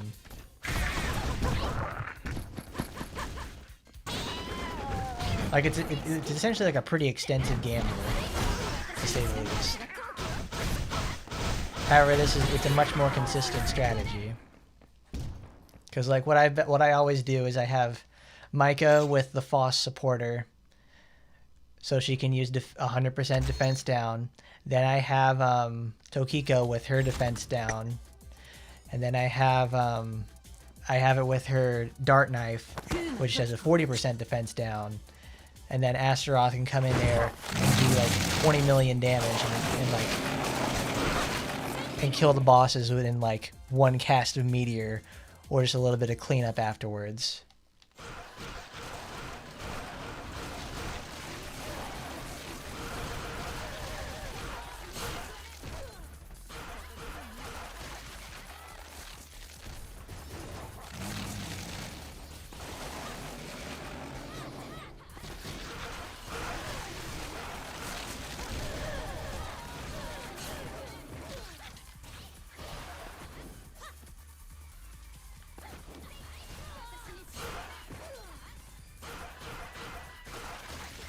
See, this is a spot where Tokiko starts to falter. Like, in this sort of, like, I don't have this weapon like 5/5 or enchanted or anything like that. So, the damage is exactly like, kind of falls off a little bit. Because, like, this is the same situation as, like, what we were talking about Kurenai earlier. Kurenai requires you to have, like, good gear. She requires good gear as well. And also kind of demands the whole, what is it? Get in there.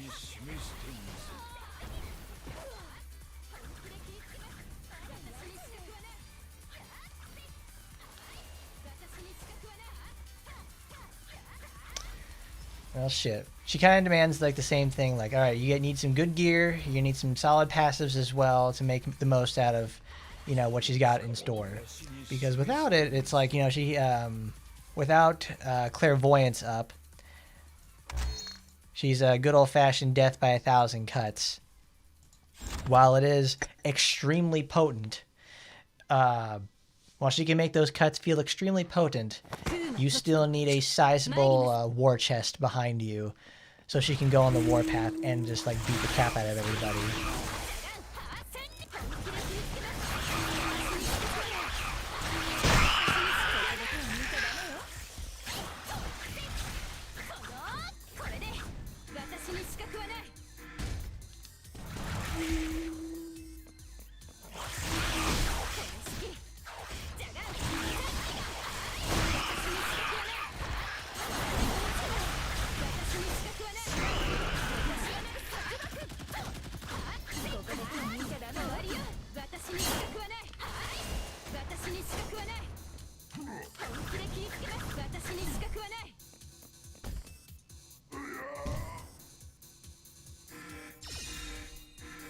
You're not alone there, Turtle Boy. A lot of people miss the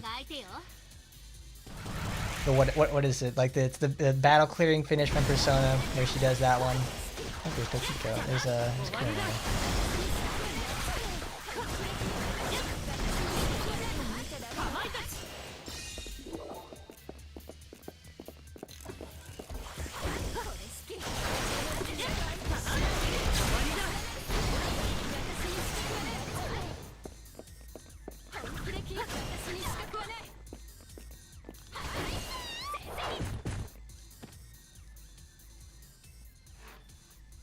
Like Tokiko's original ultimate had a lot of style behind it, and that's what I liked.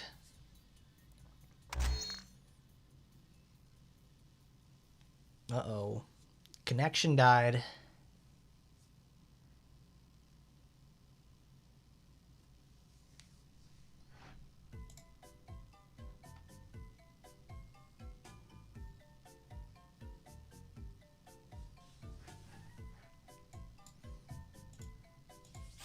Good old Cumcast, they're shit in the bed. Love that.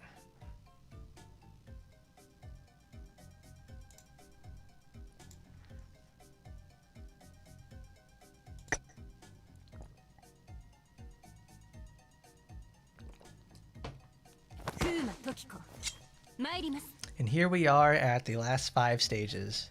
Blink and you'll miss it. It's really true.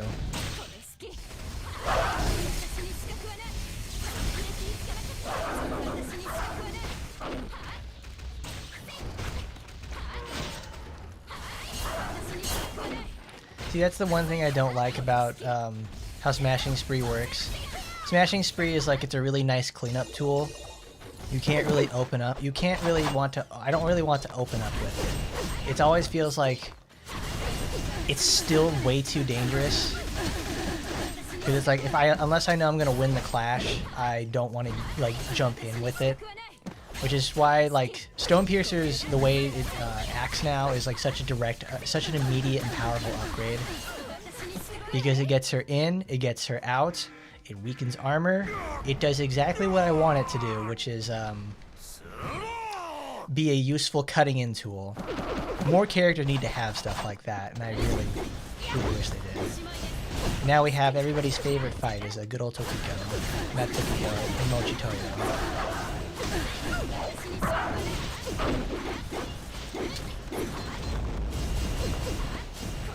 And Nagi's gigantic ass out here just like cutting us up something fierce.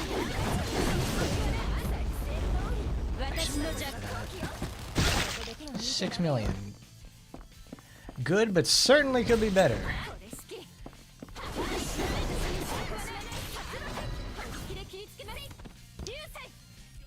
Please, oh god, Tokiko, don't die.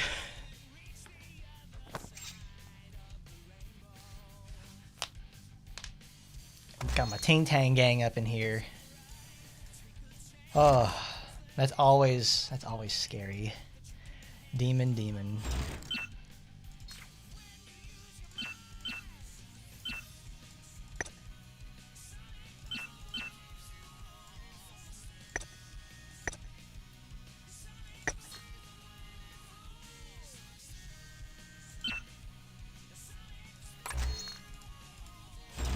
Of course, I don't have any costumes for Tokiko because, well, I don't care much about her. I forgot she even got this in the first place.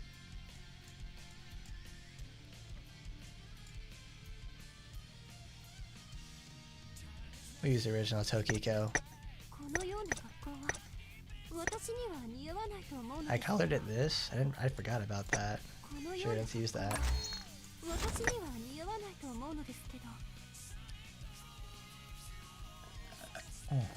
Tokiko, 参ります。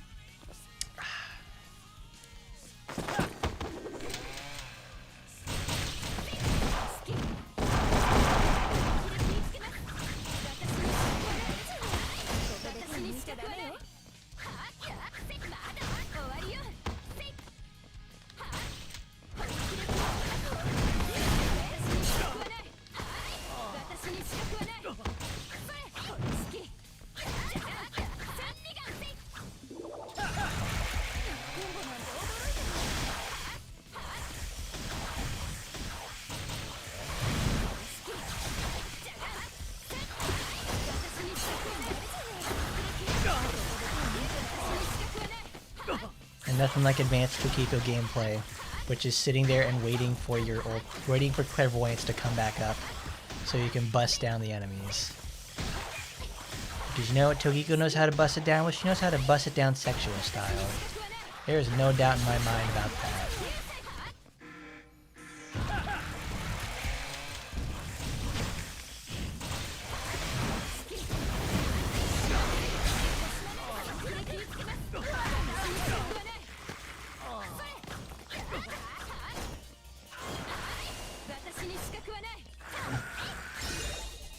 It just stops existing.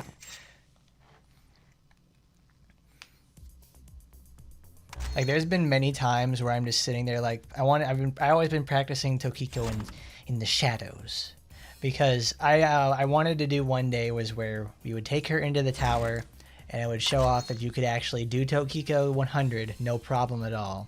It requires you using blue, of course, and it takes a slew of resources, but it's doable. Now I get to do it, but I have to use the renewal for it.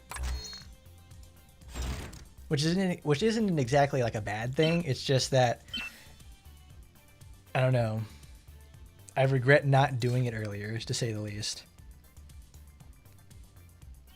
I want Magpie. Magpie is actually a pretty cool one to show off with this. This is Okay, we actually have to do this.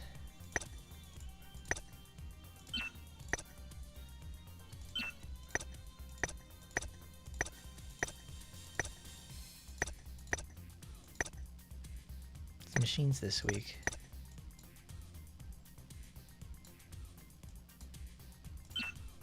Hold on, Tokiko. We're almost there. We gotta go. Where's Miss Asiago? There she is.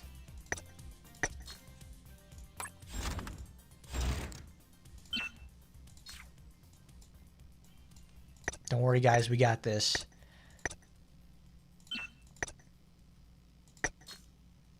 Because I do not want to give those enemies, like, any kind of chance.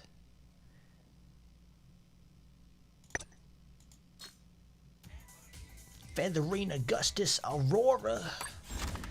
I have one copy of that because I wanted to get the weapon. Because it could do something cool in the future.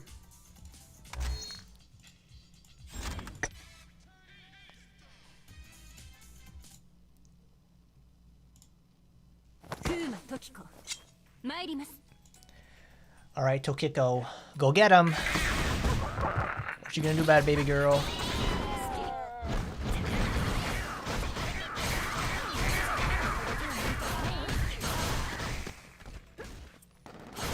The best part about that, she just guns him down from like 20 miles away.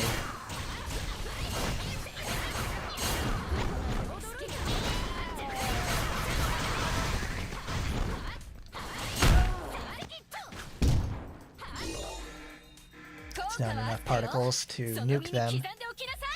Oh, that's gonna be so pretty.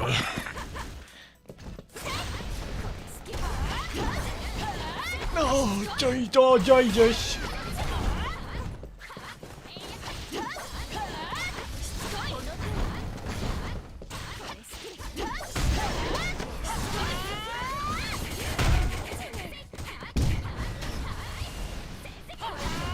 Oh, what was that? What was that?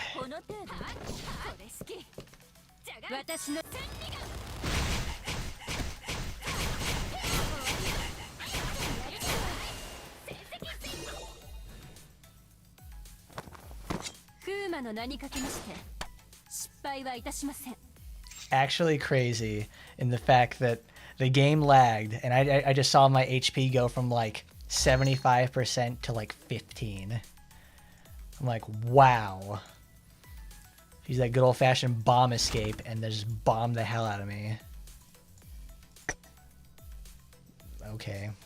Well, we're just gonna do that now. We're just gonna fight snail machines. Not the hardest fight. They're just really bulky. Look at bulking. Look at bulking. Got that fat ass in there. Some more bulking.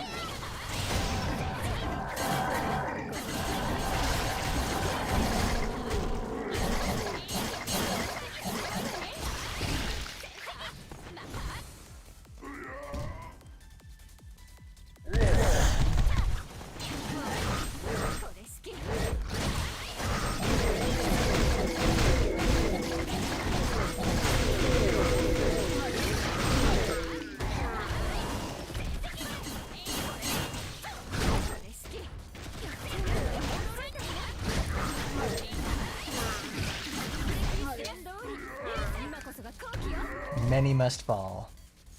Many must fall. I think they resist ultimates too. Good, she's got full bar. Let's go ham! That's good. That's what I like to see.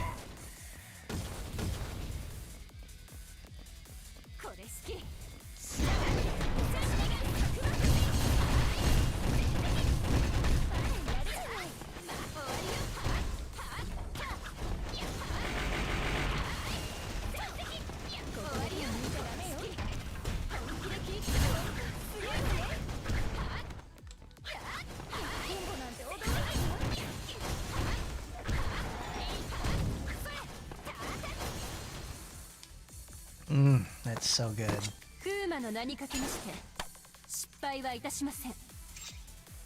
She doesn't feel like absolute fucking shit to play. This is like Noah's all over again. where everything feels satisfying to do because you can get it off. There's good feedback. It's just all around like great. Now let's make sure we're all geared up for what lies ahead. Because what I want is demon boost and humans. And we can just put whatever on the sub slot, it doesn't matter.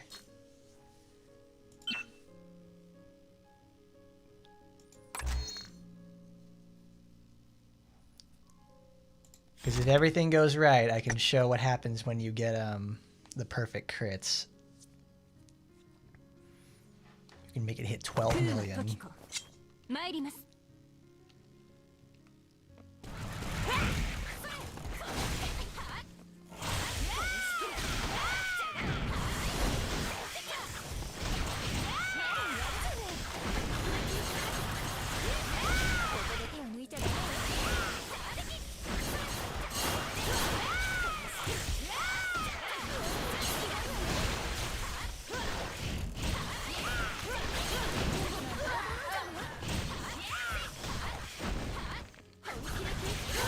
Don't do that, Tokiko, come on. The hardest part about this fight always is Human Black. Because he has that massive, like, 80% defense up, and if you can't beat him before that, he just... You just sit there and wait for like 2 minutes to whittle him down, and that's not fun. That is not fun at all. Kill them all, Tokiko. Show them how it's done, baby girl.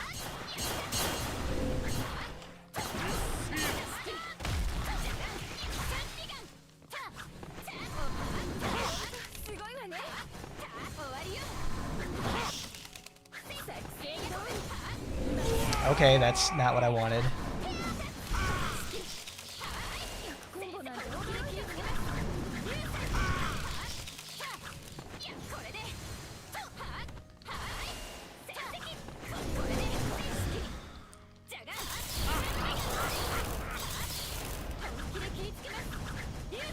Yes! Get his ass, baby girl, come on!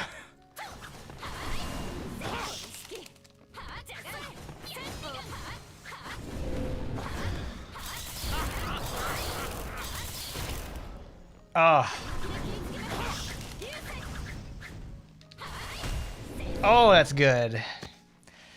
Could be better though. Could be better.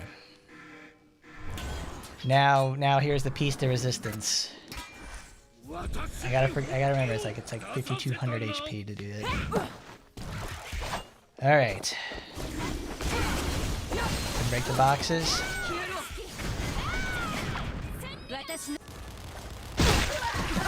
Can't waste any time. Didn't do it.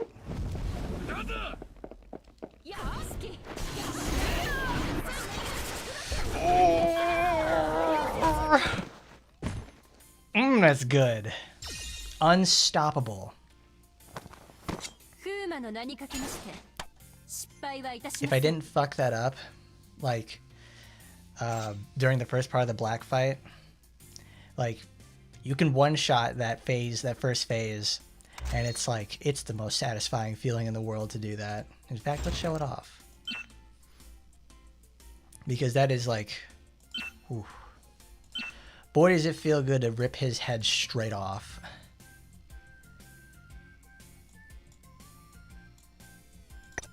We get our boss booster. We get Foxy Grandma. Get critical titties.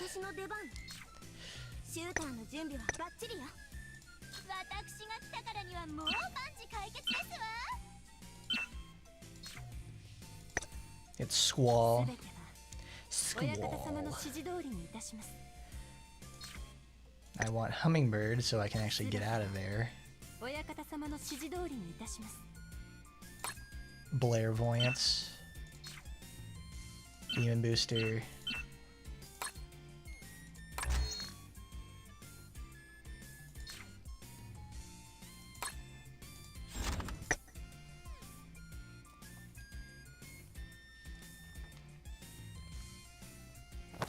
Tokiko.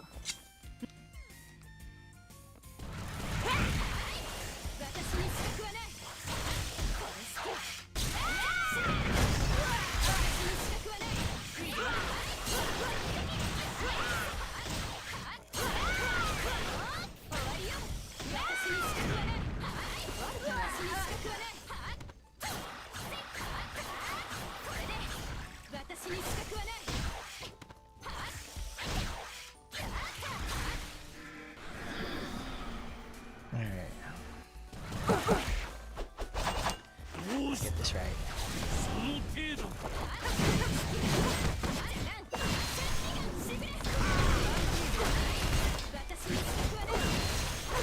Nope, that's not what I wanted, but well, it's still doable.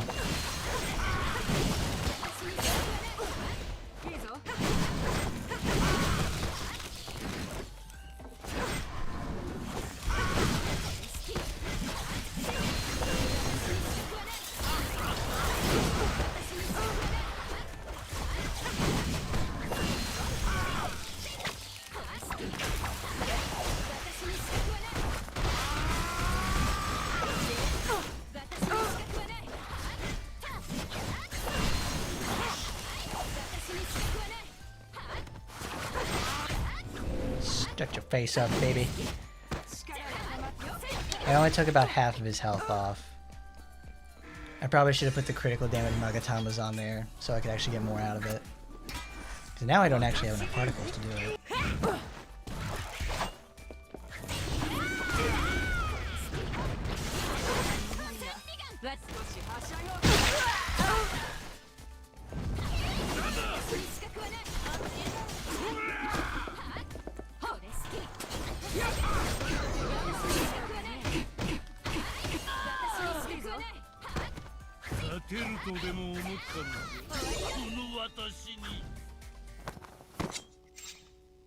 Well, that took less time. That's also because I just went straight for him. If it did it right, we're just blowing his ass right out of the water. She's just much more capable. She's just so much more capable than when she started. But now is the it's a rerun event, and I know we've done this event before because I talked the entire event out. It's actually a really fun one. This is the return of the 3-person events. What a mess.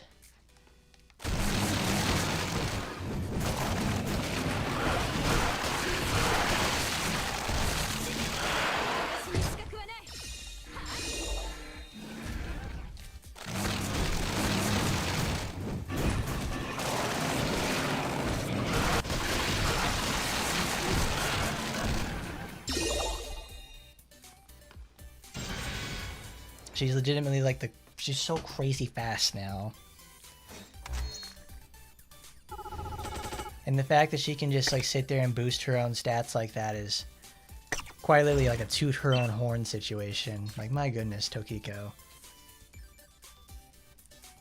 Save some for the rest of us.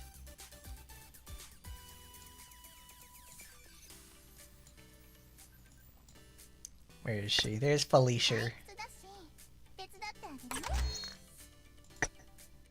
Felicia may be falling out of the meta for a lot of people, but she's always there in my heart because I use her supporter nearly every day. The human damage version, not so much. I don't really get a lot of damage use out of that because there's red supporters I'd rather be using. But the New Year one, I always get to see her smiling face in my favorite costume for her.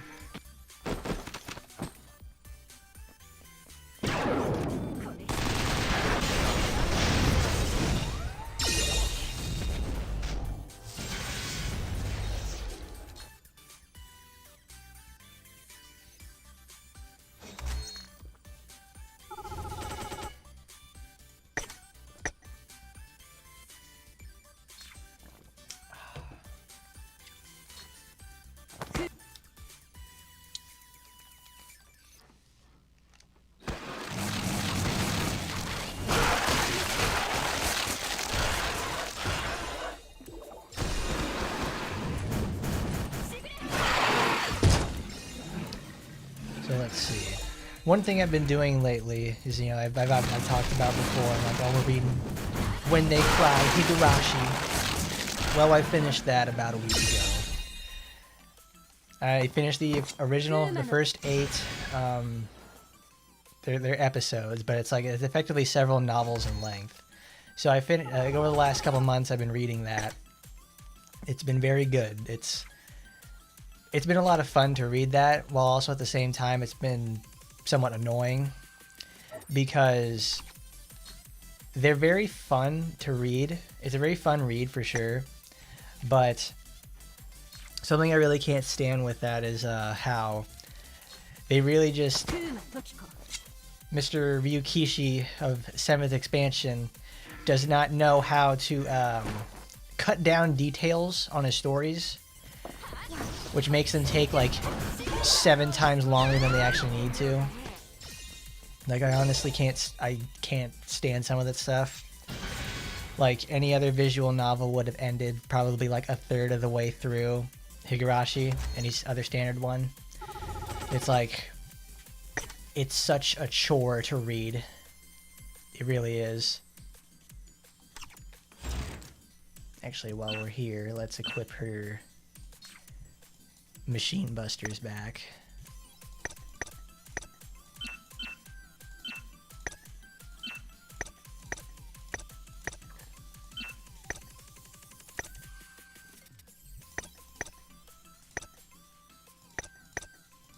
Oh, do I not have an all machines? Oh well.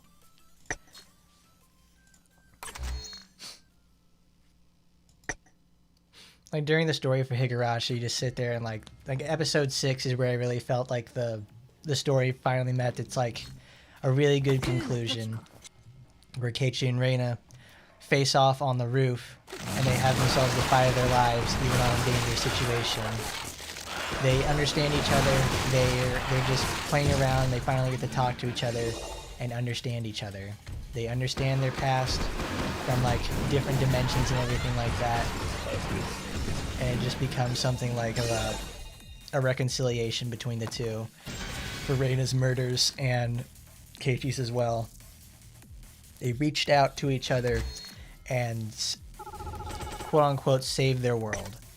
Saved is a, you know, saved is a pretty loose interpretation of it, because they obviously end up dying, of course. That's what happens, because like the Hinamizawa disaster occurs and they perish in the events.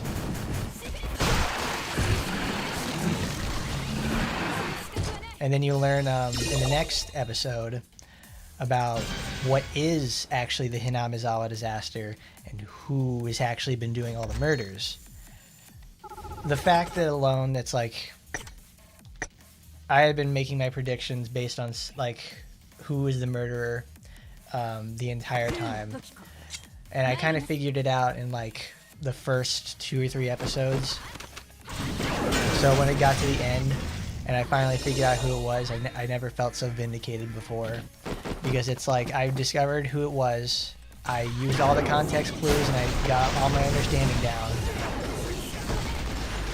and I figured out who it was. So that made it feel great. It's like when I learned about who the killer was, and I found out, like, fantastic. This is exactly what I came here for. Oops. If anything else happens, nothing else matters. That was my goal. I wanted, because in Umineko, there was no way I was going to figure out who the actual killer was. But in Higurashi, it was a much more simpler endeavor. And I used everything that I had, and I figured it out. I legitimately felt smarter for that one. But I don't know if Mr. 7th Expansion really understands that you don't need to write a bajillion pages out of just fluff details to get your point across, because it fucking sucks. It's legitimately tiresome to read some of the stuff that's in there. Like, episode 8 is a really good example of this. Episode 8 is the conclusion, where the world that Rika wishes for is that nobody dies. So we have people, like, they've never talked about their military experience before, and they said, like, oh yes, I am in the military, I was in the military, I fought in the war, I am a super duper sniper, I'm great at intimidating people. By God, I could almost fly if I flapped my arms if I could. Like a character, is perfect. Asakasa, like Asakasa or whatever, how you say it. He's he's a special agent from like Japanese FBI. So he, you know, he's like, oh, he's super cool, Mr. Secret Agent. And lo and behold, it's like they make him into fucking Superman, and it's like I could have done without that, to say the least. It kind of sucked. Like, the ending was just pretty at best. It's like they really just go like, he had been training.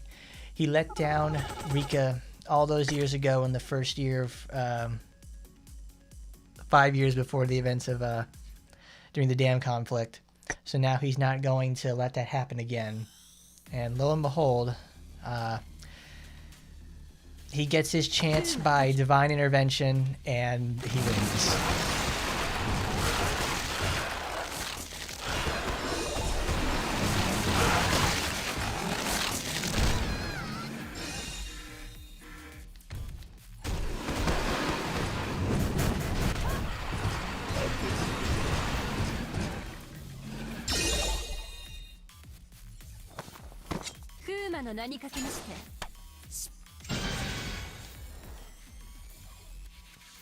That ending I could have honestly done without. It was not a very exactly satisfying conclusion. Because it's like, well, shit, man, what am I supposed to do about that? I guess, am I supposed to like pog at the fight scenes or something? I'm like, oh my god, they hit each other. They did the thingy. Oh, that's so cool. Oh my god, Asakasa, you're amazing. You're the man. You're in demand.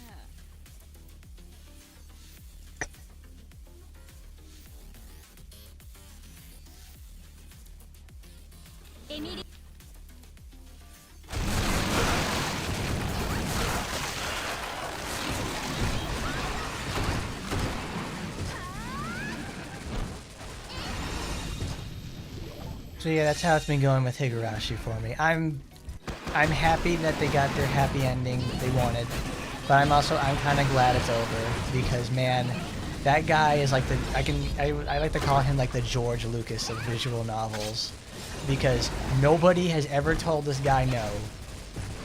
I can see that, because like this man is probably his own editor. He is certainly not his own publisher, but it's like, my god, he needs to trim the fat. However, the immense length of Umineko, Sisiona, well, Sisiona is still in progress, Higurashi, and his other visual novels he's made, it's like, man, length does not exactly indicate quality. I will say that much. Like, is it so hard just to tone it back a little, man? Just have somebody read it and say, it's like, but oh, I need all those details. I need to describe all this stuff and everything. You don't need to do that, man. It's just tired. It just makes it tiresome, to say the least.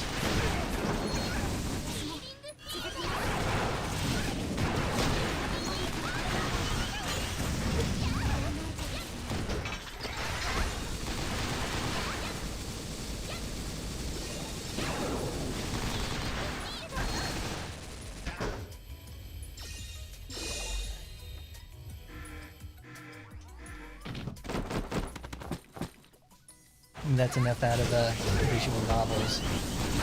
However, the most important thing about me reading both of those is that it let me develop the habit to read more in general, which is something I've been wanting to do. So I thought to myself, you know what? If I'm going to build the habit, I want something that I'm going to be constantly engaged with, and I know I'm going to probably enjoy. So I did that with Umineko last year, and I'm really glad I did that because it built the habit. It made me want to read more. So now, I'm now reading, like I mentioned before, the characters for Limbus Company are based off of characters in classical literature. So, I started off with something simple. Turn that down. I started off with something simple with like Franz Kafka's Metamorphosis. Metamorphosis is like, the version I have is like 45 pages. It took me like less than 3 hours to read it. If it's any like book you can say you can read to people, it's like, oh my god, Franz Kafka's Metamorphosis? Oh, that's great. Wow. It doesn't make you feel smarter or anything like that. It's just very sad.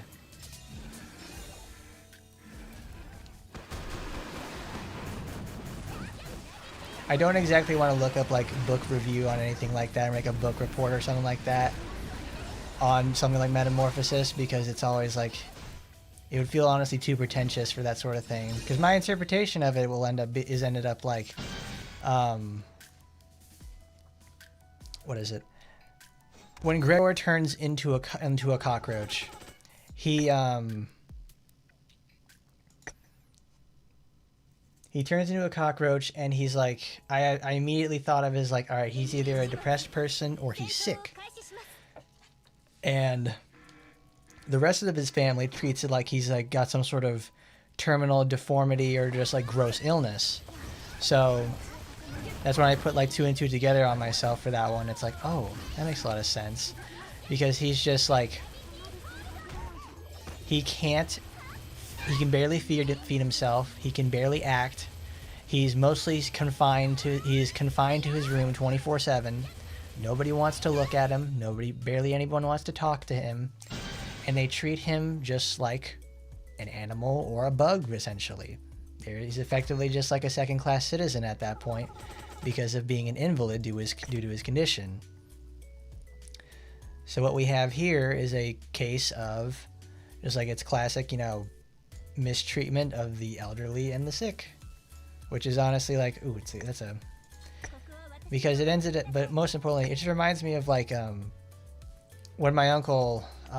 years and years ago, like when I was a child, he got sick. I think he had terminal cancer, and so like in the last year of his life, you know, people were like their well wishes and everything. They were sad that he's got it and all that stuff. But time passes, just like in the book, and people start showing their disdain. They're less helpful. They've learned to cope with the illness and also with new hardships that it brings. So when that happens, like things go time and time again, things progress slowly downward for both the family and the invalid themselves. So when that finally takes hold, you just have more or less a very sad situation. And I hate to think about it. And that book perfectly describes it. Because at the end of the book, Gregor is, you know, he comes out to go visit his sister. He's like, listen to her play their violin for the people who have to rent the room in their home, because the family needs money to help take care of Gregor, because now they have to get new jobs and everything like that to help support themselves. Because Gregor, before he became a cockroach, he had a very good position at his job. He was very good at it. But then the bug happens, and then things go downhill. So when they lose the tenants in the room, Gregor goes back into the bedroom itself, locks the door, and dies of a broken heart. Cold and alone. Great book. Really, really great.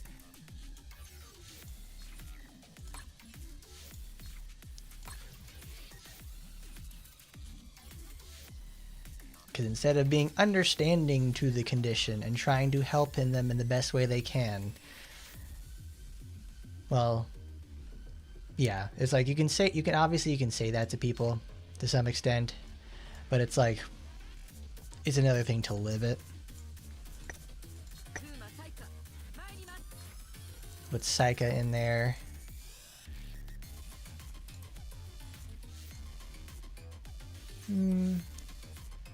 We're talking about Kurenai today, so we'll do that.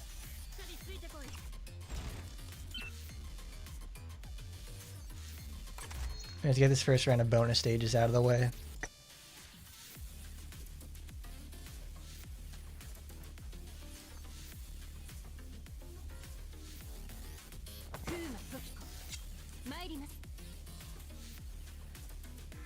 I like this event though. It's a fight club situation.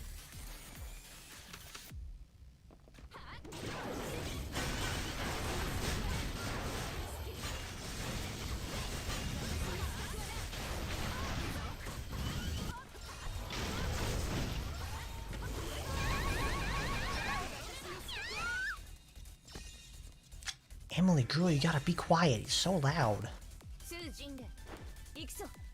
Sussy Jinglei, come on, girl, let's go get him.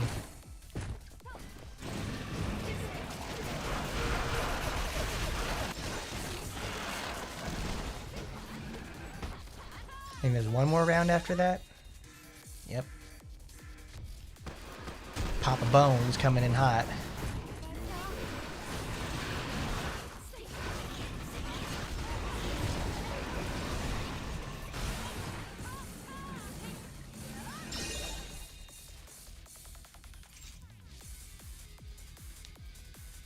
Good job, Tokiko. You know how to do it to him, girl.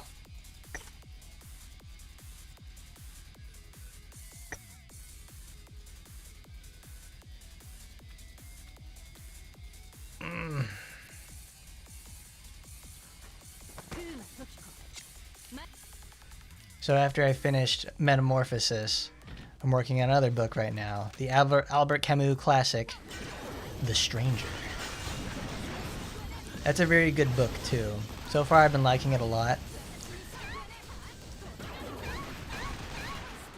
It's mostly just about like this one guy named like Mersalt. He's just walking around like enjoying his life in France. Well, he lives in Paris, so it's like he just being himself for the most part, which is like a very stoic and I know a modern interpretation would almost call him autistic. But he's just very simplistic and solid on what his ideas are. He just likes he has like a book of things he likes. He does not care for much. And he used to live with his mother, but it's like in the book it starts out with him going to her funeral. So she's like out of the picture. Like right now I'm at a part where he's there at home. Like we get to see what his home life is like after he returns from the funeral. And then he goes over there and just like, you know, we get to see him like he was doing on like a Sunday or Saturday and Sunday on a Saturday afternoon. Additionally increased HP, defense, and all that good shit. But you just see what he's like on like a Saturday afternoon, like what he's doing at home, reading the newspaper, bored to death, smoking cigarettes, waving at the people on the soccer team and everything like that. Because what I like about this book is it feels like a Frenchman trying to write an American book.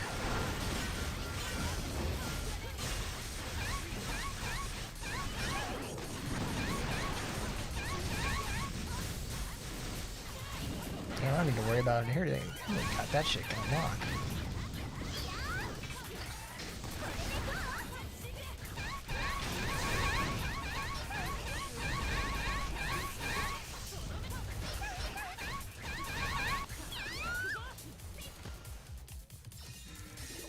So on Saturday, he ends up spending like his entire day just being a bump on a log type of guy, you know.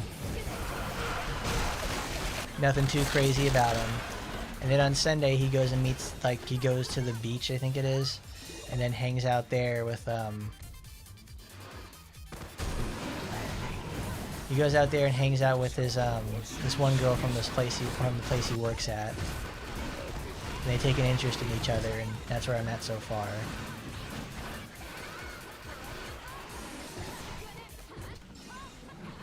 Because I think the next chapter is supposed to take place at his work because it's supposed to be like Monday. And he's headed back to his job.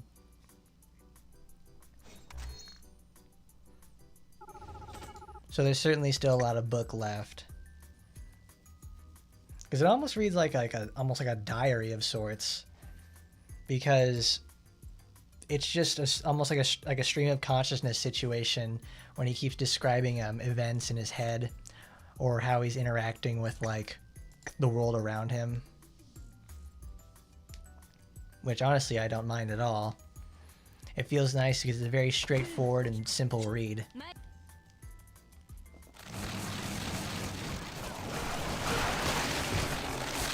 Like, if I really felt like it, I probably could do, like, a chapter a day situation.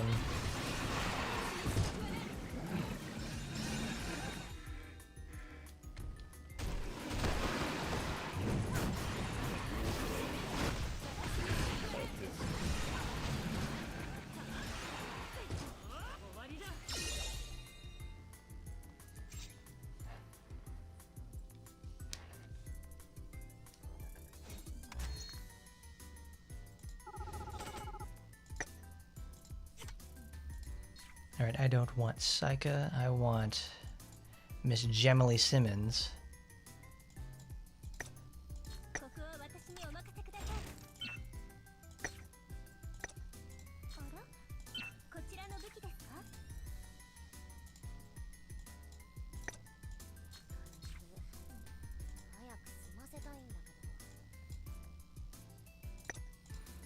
I haven't seen much myself over there, Raptor. I'm obviously sitting there playing the game.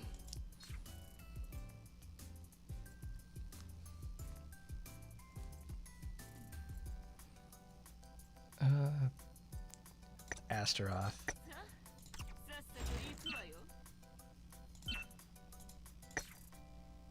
Because now I want her to have her gear so she can just go faster.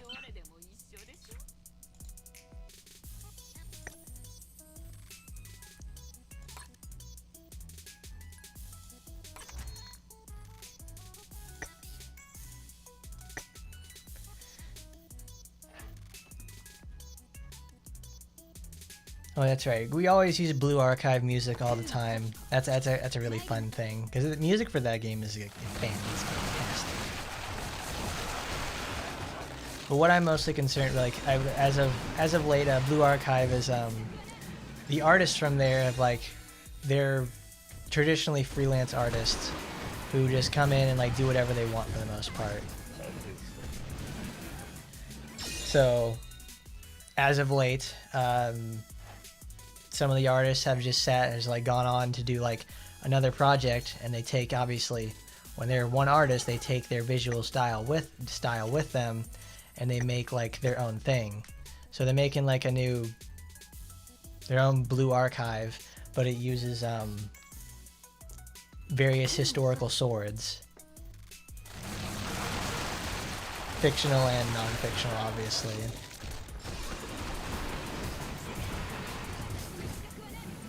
Which is a fun idea in the first place. Now, there's a problem with that. In the Korean world, it's like, it feels like the artists are betraying the product that they've subscribed, so that the customers have subscribed for so long to.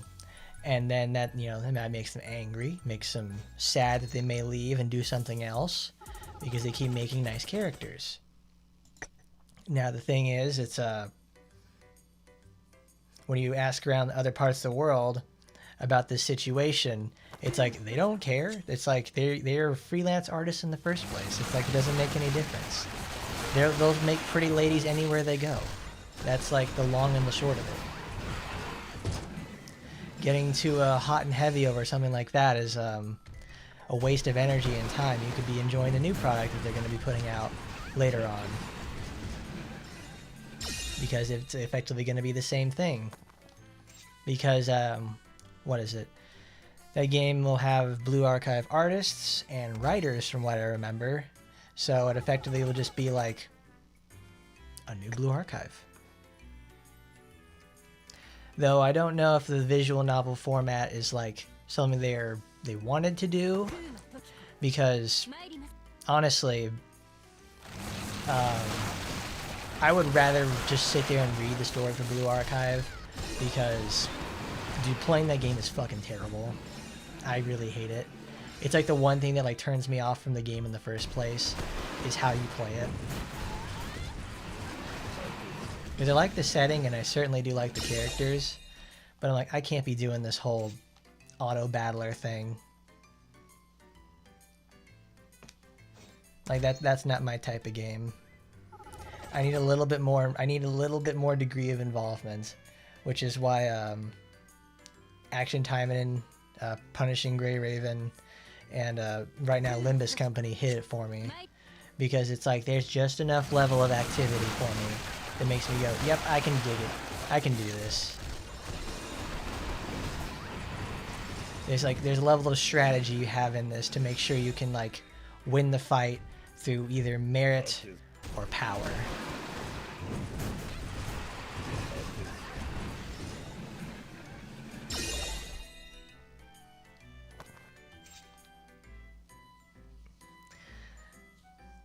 But in case if you guys didn't know, the artists that is the artists quote unquote leaving Blue Archive are the ones that make it for the little girls inside there.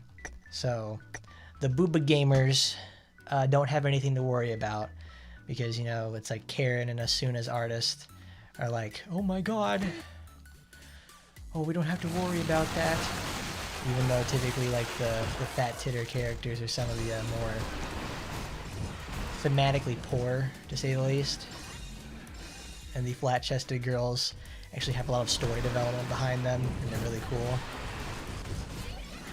Because I'm not gonna lie, it's like I love me some Asuna and Karen and Rio and all the other bigger girls as well, but they're just kind of boring at best.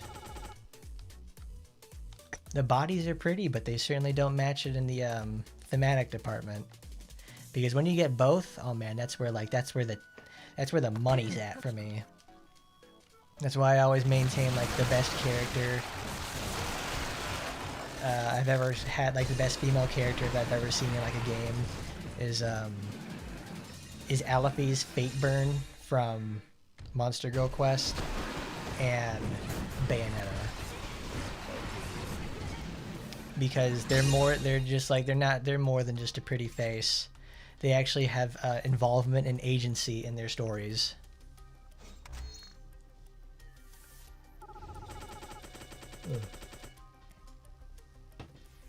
Because as much as I love Asagi and everything like that, she's kind of dumb and has like zero agency in her story.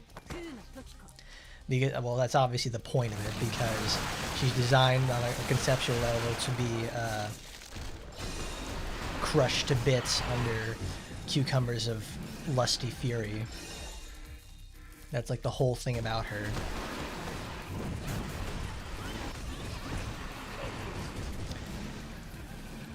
And that's fine. You can have that, and it's like that concept is not lost on me. I mean, that's why I play this. I like the pretty ladies, and I don't want anything about it. For example, Tokiko. Tokiko is a character that has no thematic support for me or visual design that makes me go, yeah, that's great. Like, you can be pretty. I appreciate it when you're pretty too. But it's like, sometimes I want you to be a little bit more so I can be super involved with that. I think another interpretation of that would be like the blades from Xenoblade Chronicles 2. Everybody knows is like, you know, oh my god, it's the Coomer Blade Chronicles. I'm not gonna lie, Pyra and Mithra are super fucking hot. I love them. They are fantastically, and they're beautiful characters. They hit it out of the park. That's why they made so much money with that game. They could go back to more neutral and somewhat less sexy characters in the sequel.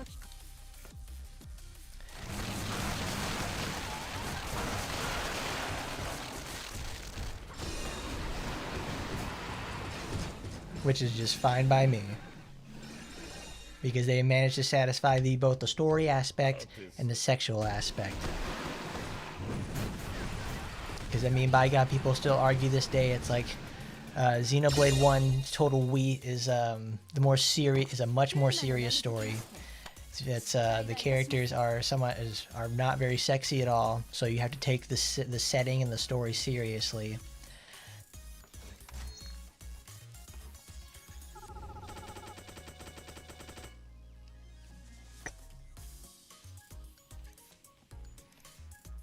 Which is the more important part of the setting, which is the more important part. But it's like, then they get to... I remember when they first released the footage for Chronicles 2, and they showed off the big Anthro bunny that everybody went nuts over. That character fell off the face of the earth as soon as the game came out, because like the main cast ladies are just like... That's where it's fucking at. They are just kablam. Like, yes ma'am, kablam. They are hot, beautiful, and thematically important.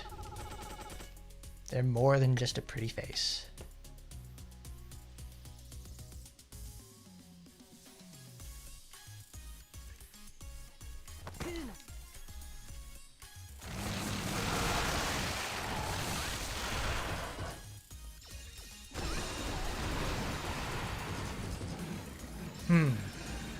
But that brings up another question for me. What am I going to be doing in October?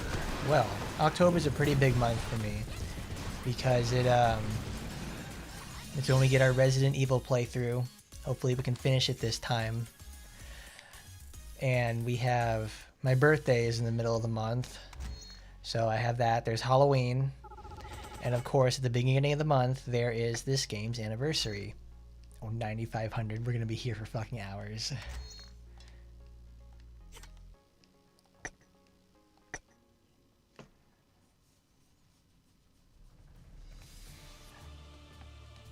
So in terms of things for like, I have, what's it called?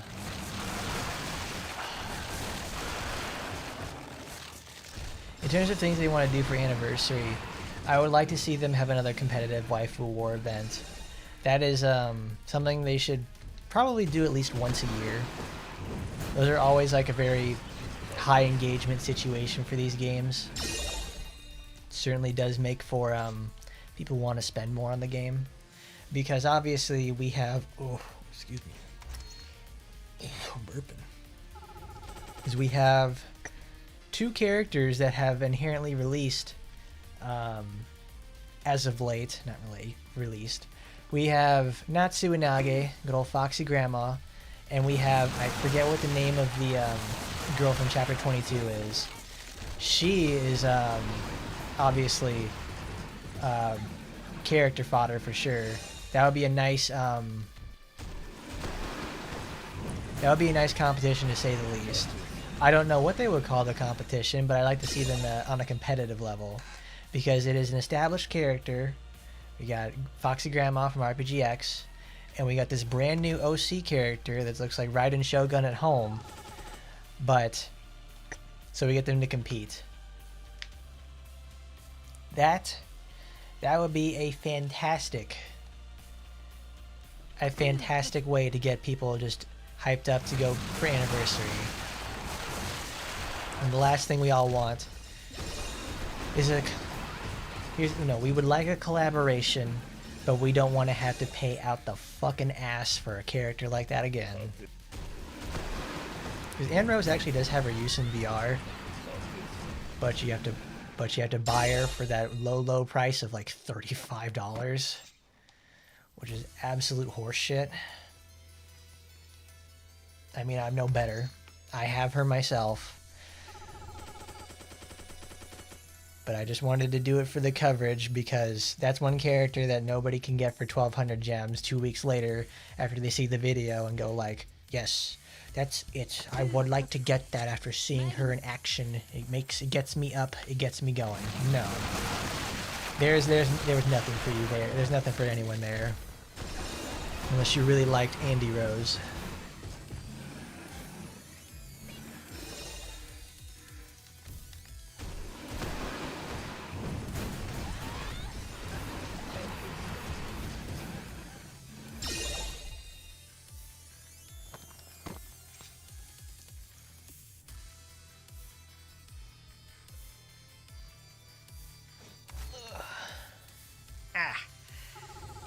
Crap.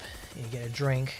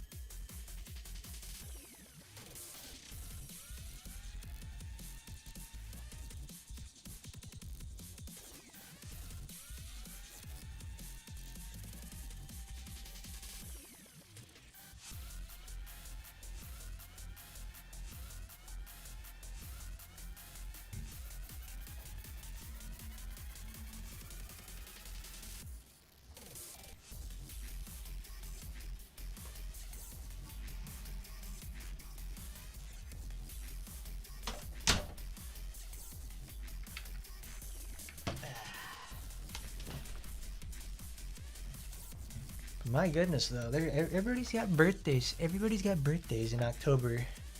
Sometimes I forget about that because I think good old Mr. Timeverse has his birthday, I think, the same day as my friend. And we have my birthday is the 18th, so that's on a Friday too. So I think that's actually the same week an update's going to happen. I forgot about that. I forgot about those little fuckers.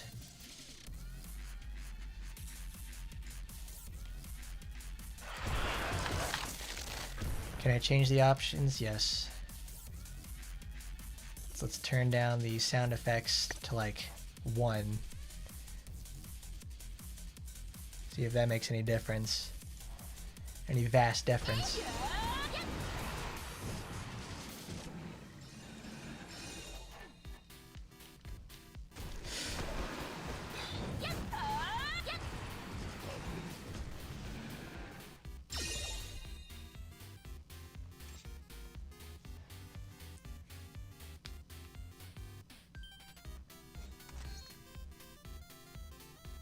What other do you guys know any other characters that have birthdays in October?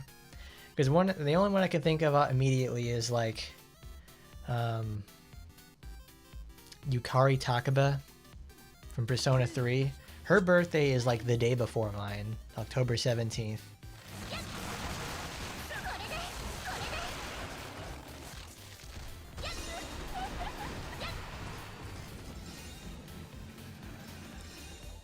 Makes me sad though. It's like they don't actually like in Persona 3 they don't actually do anything for when a character has their birthday, which is like, oh dang, I would have liked that. That's something they could have done for like the remake, and also for like any other subsequent game. Because I don't remember. I don't think 4 did anything for like that.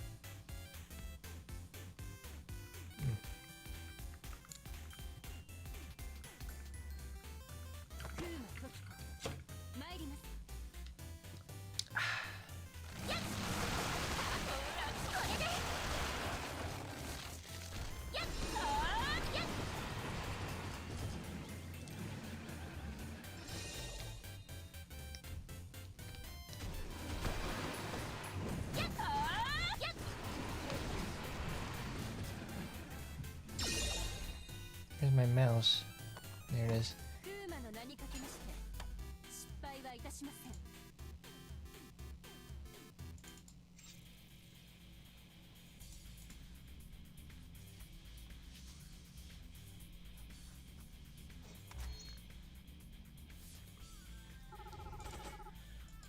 Yeah, something I just remembered is that I've been doing the crap out of these missions. Let's get out stats training.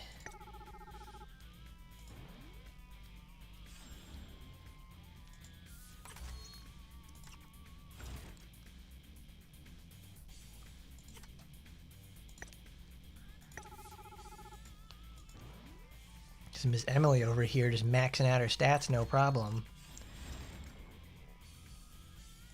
Oh, that's... Wow, they don't actually get the points from this. Only the first person does.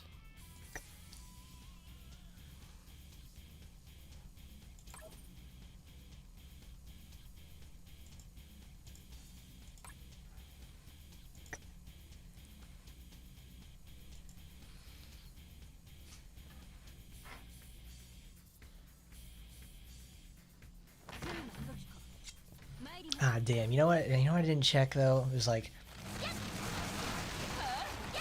Metal Gear Delta is supposed to come out, I think, either like this year or next year. I'm not quite sure.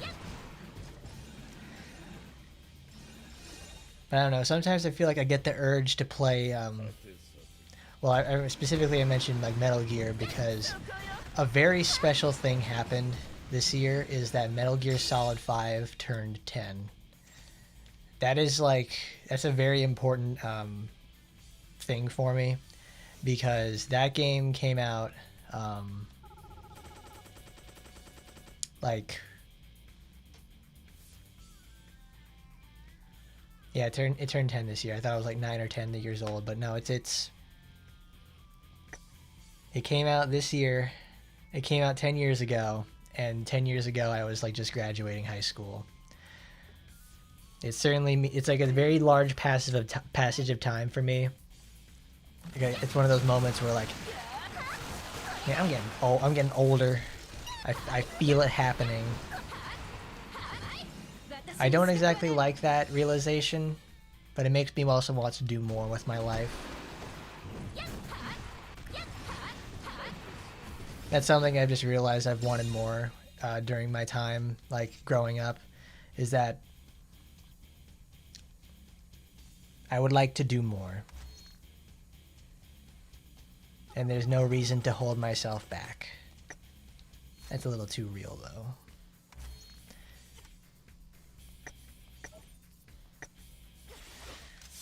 Dang, I wish this was the ×5 multiplier edition weekend. That would make this shit great.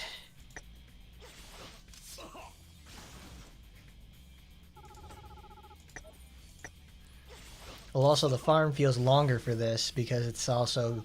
This is the 3-person event, and it goes so fast.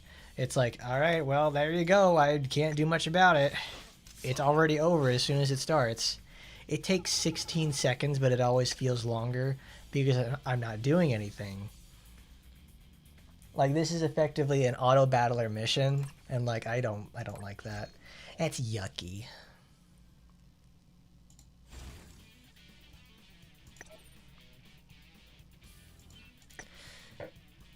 Ugh. But yeah, Metal Gear Solid 5 turns 10 this year. An incredible thing because, like, I remember when I first really started taking the channel a little bit more seriously, I streamed an entire playthrough of Metal Gear Solid 5. That was really fun. I like that a lot. That also has my single longest stream in there, which was I think 6.5 hours, which is where I wanted to. Because I played the game in the past to unlock a whole bunch of stuff, so I wanted to get the gold and the platinum arm and get all S ranks on missions. And that was a day. That was one of the most like fun times I've had in the game because obviously to do the S ranks you gotta do it right. You have to get good enough at the game to do that in the first place. And that was really, really intense because I wanted to finish... before I finished the game, I wanted to get all the necessary S ranks that were missing.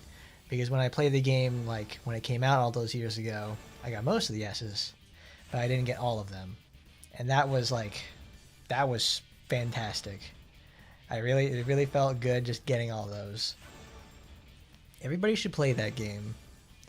Well,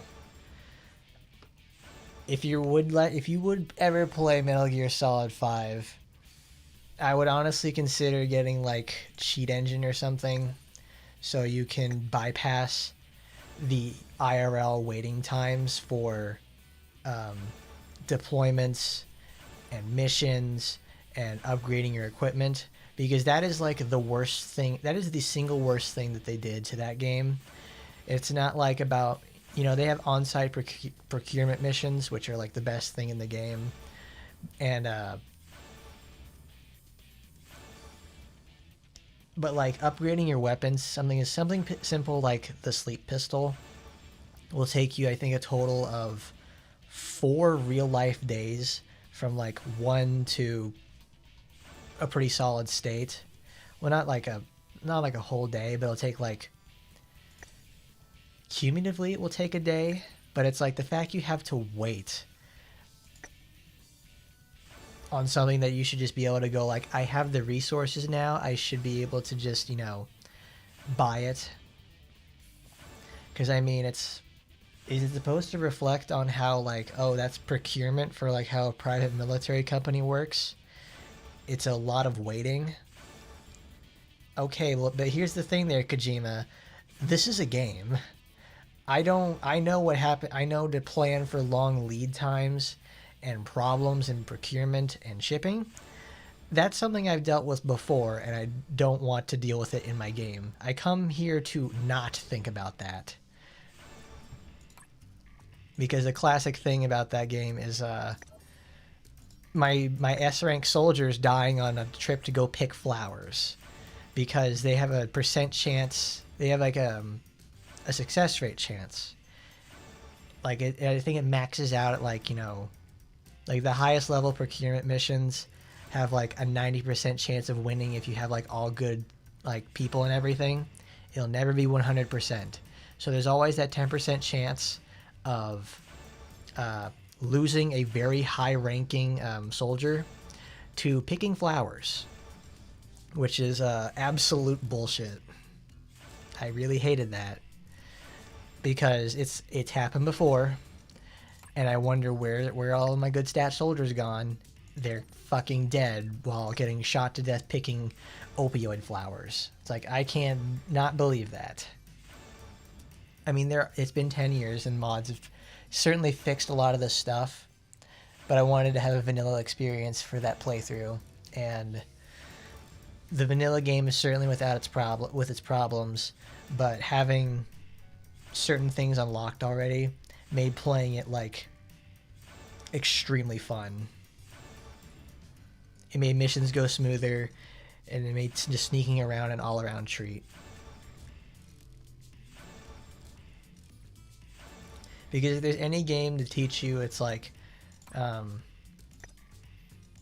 learn how to take calculated risk with your stealth, it would be like the Metal Gear games, because their AI they have for the guards and everything is very simple, but simple enough that you can like just exploit it, like navigating and weaving through sight lines and everything like that.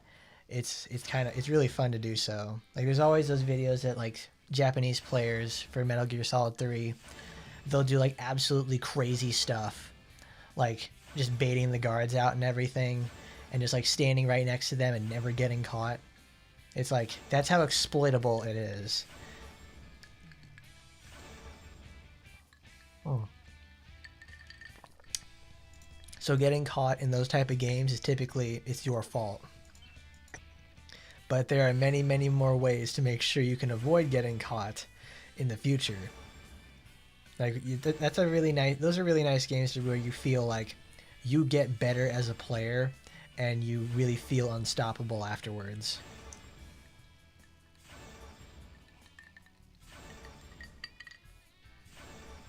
That's something I really enjoy about them. I mean, the very cinematic story does help a lot. It keeps you engaged.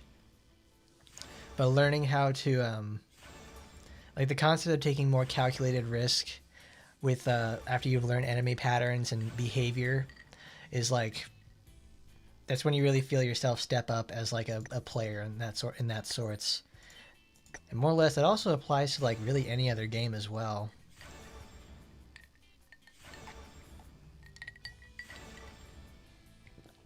In most single-player experiences, that is. Even this sort of idea can be also applied to like in multiplayer stuff. Because once you see enough scenarios and live through them, or like learn how to get around them and succeed, you can start making like close range predictions. What is it? What's that term in chess? It's like you are able to see the piece, see what's going on between the pieces and the whole entire board itself. I think they call that like, it's like awareness.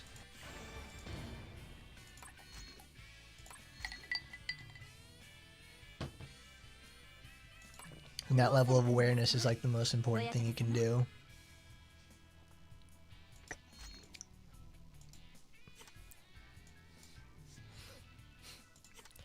But now we've got to do ourselves you got to follow the Call of Duty. And we've got to finish up VR.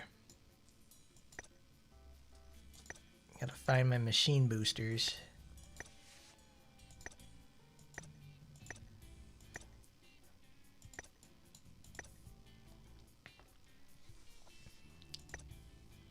Because this is also one of those games where I've sat down and I've played so much of it, I can make the predictions of how things are going to turn out and be either close or in some cases right.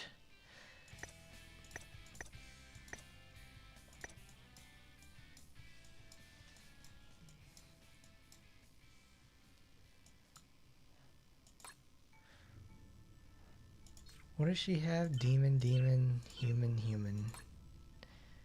Well, let's equip that. And equip that.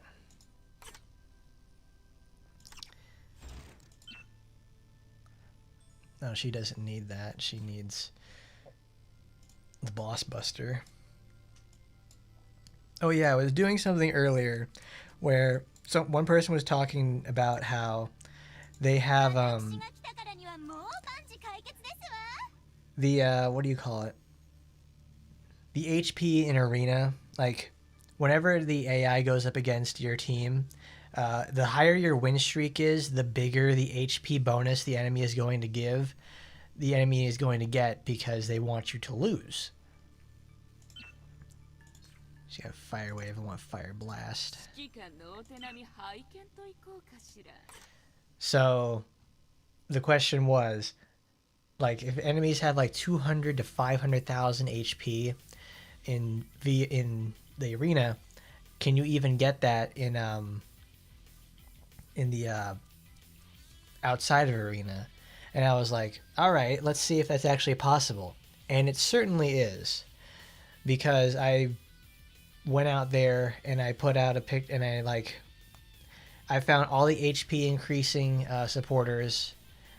I put all my HP mags on. They're not even like optimized either, but it's like I managed to hit like 204,000 with Asagi. I had to use Asagi because she has the base HP boost from having every costume in the game for her, which is like 3,700 base HP added on. So after you include all the multipliers inside it, from like Awakening and everything like that, she got like to 204,000. Now, if I actually had it perfect and everything like that, she could probably hit something like 240,000 health, which is honestly crazy to think about. Like, girl, what are you doing with 204,000 fucking health? Like, typically that's what you do on characters like Shizuru, who have to play the defensive game because they eat shit all the time. Damn, where is it?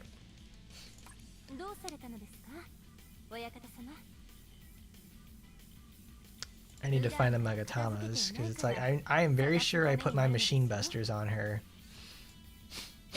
They're somewhere. Like, girl, they're somewhere. Because Micah is not there to do damage. I just need her to suck up the hits. That's it. Because it's on the one that's made for this situation. I forgot. Duh. Oyakata-sama. Oh my god.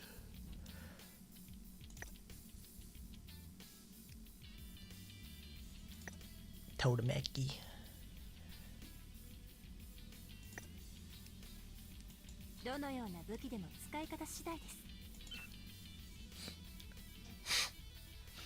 Let's see, I want this in the main.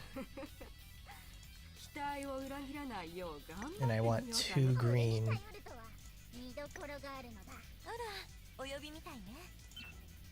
So that we have 2 forms of that. And I don't need that one. Well, we have Magpie on there for the shotgun blast. Doesn't do much for us, but it certainly is worth it.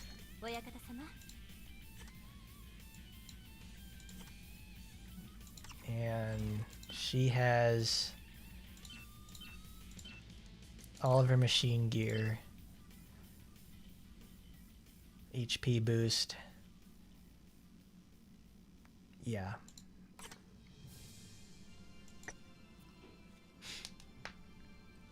She will either take extreme damage or she is not going to get hurt at all.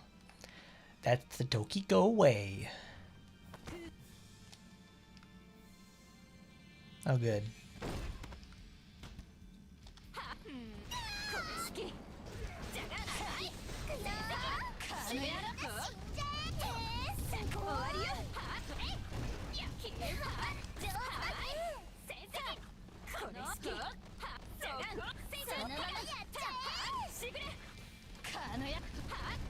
Fantastic.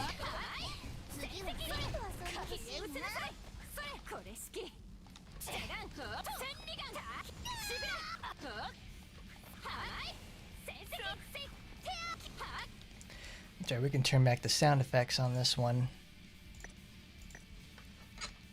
Oh, it's still too loud.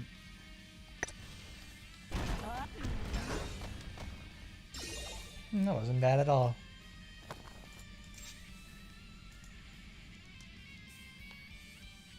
But that's a Tokiko way of doing things. You just have insanely good you just have so many options to just decrease defense. Because the entire goal is to make sure that this lady survives and does all the damage in the world. Anything short of that and you are not playing Tokiko right. Because Tokiko herself can do a lot of damage. However, when you start getting up here, penetration and defense down become extremely valuable. Ooh, nice. Oh, that's a get hurt and less attack damage.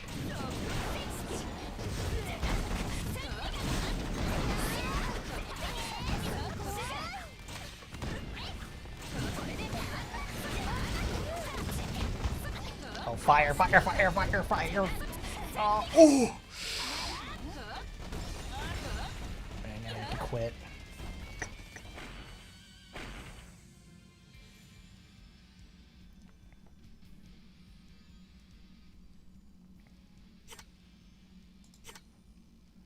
So in order to get lots of AP, the trick to do that is to just like, you have the AP, the AP creation facility, and also this game likes to really give out lots of like inage tea, fruit bowls, mochi stacks, stuff like that. A lot of that stuff just straight up rejuvenates AP and MP.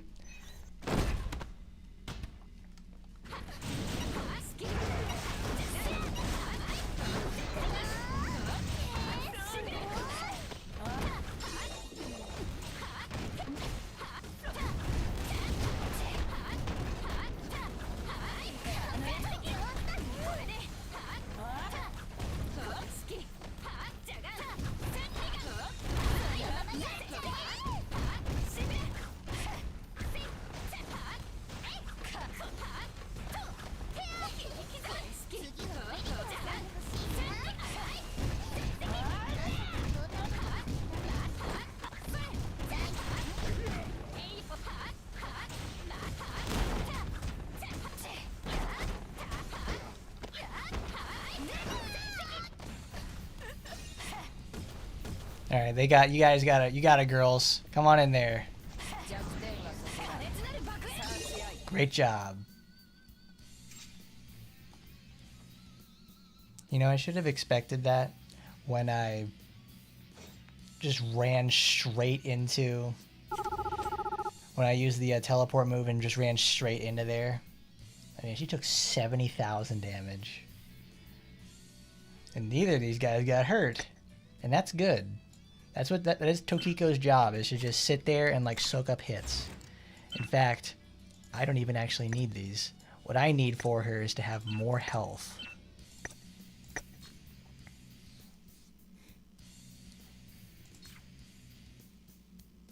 Because her job is explicitly to get in the fray and deal and just get all those debuffs off.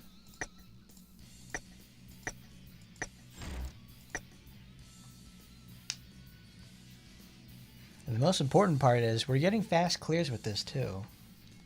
And thanks to this the piercing projectiles thing, it lets me actually have apply that 40% defense down to all 3 robots at the same time. And I can keep hitting it too.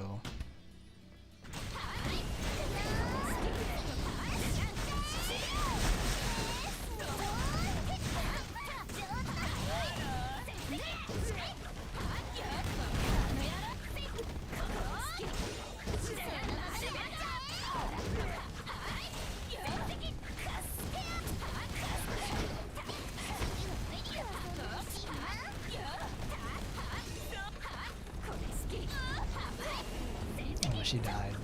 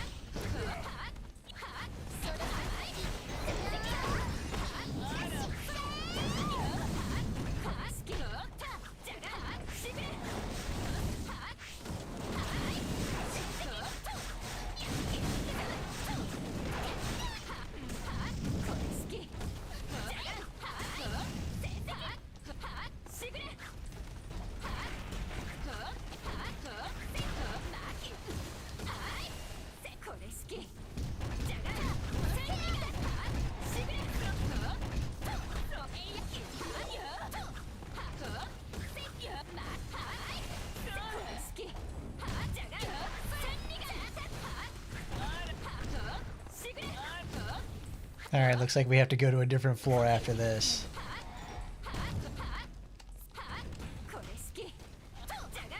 Get over here.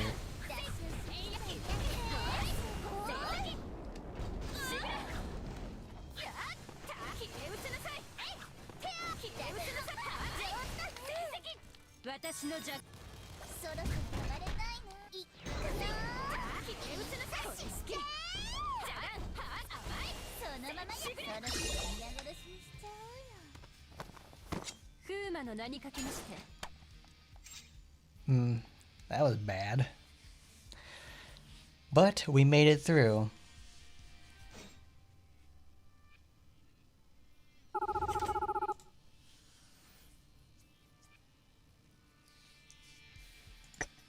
That's what happens when everything starts going south real quick.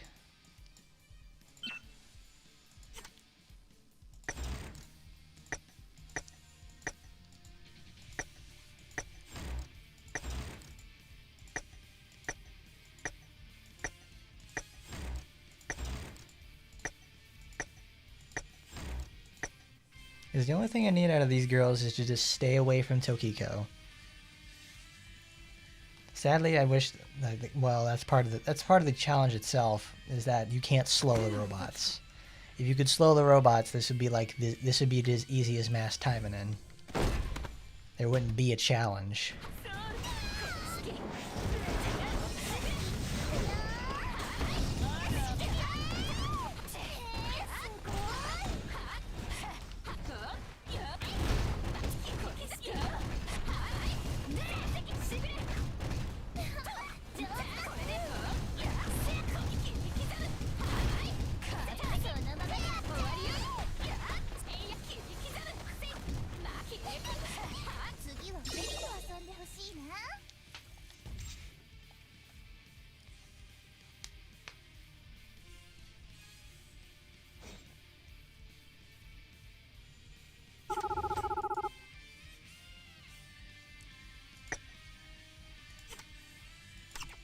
Like this Tokiko setup right here is perfectly just like a nice thing for VR. Like we got like the simplicity of it comes from like, well, New Year Felicia is obviously something that you can swap out because you can probably use something like Fuma Amane for the machine damage if you want to take your like to max damage situations, or taking Koharu because she does more damage and gives particles. Like there are options in blue that you can actually just have for like the main, so you can have the clairvoyance buff up at some point. Like obviously Foxy Grandma does this too, gives you more defense, especially on something like this where getting hurt is not a thing you want to do, or getting hurt's an inevitability. This effectively lets her play as a support character, mostly just for the whole clairvoyance 75% defense down, and Stone Piercer and Squall give clairvoyance. Like you don't even need Magpie, you can just use these 3 skills and have Tokiko play close.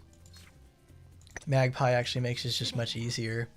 In fact, you don't even really need Squall, because you don't even need Squall or Magpie.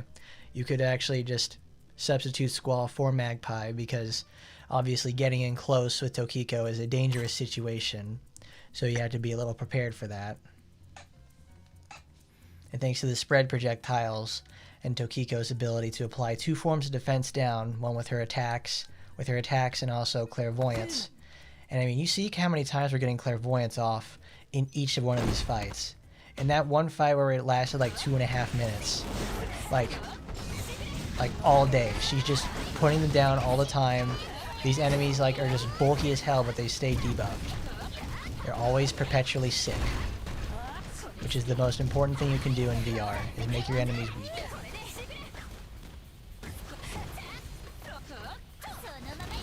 This is something Tokiko has always been able to do since like the very beginning. Like at higher VR floors, people would normally use it for debuff for Tokiko, because Tokiko's because clairvoyance hits in a gigantic AoE, so you don't have to worry about anything like that. They could be across the map, and you don't have to worry about like just being nearby for them to hit like the defense down. So on missions like this, where the enemies are slow and everywhere at the same time, they can also be clumped. She has armor, she can be clumped up.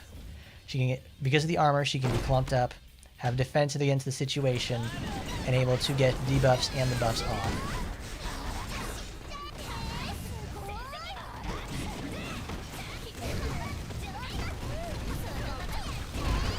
Like, she's effectively designed on a conceptual level to take as much abuse as possible in this type of like build, because her job is extremely important in that she has to survive the onslaught to make everybody else stronger.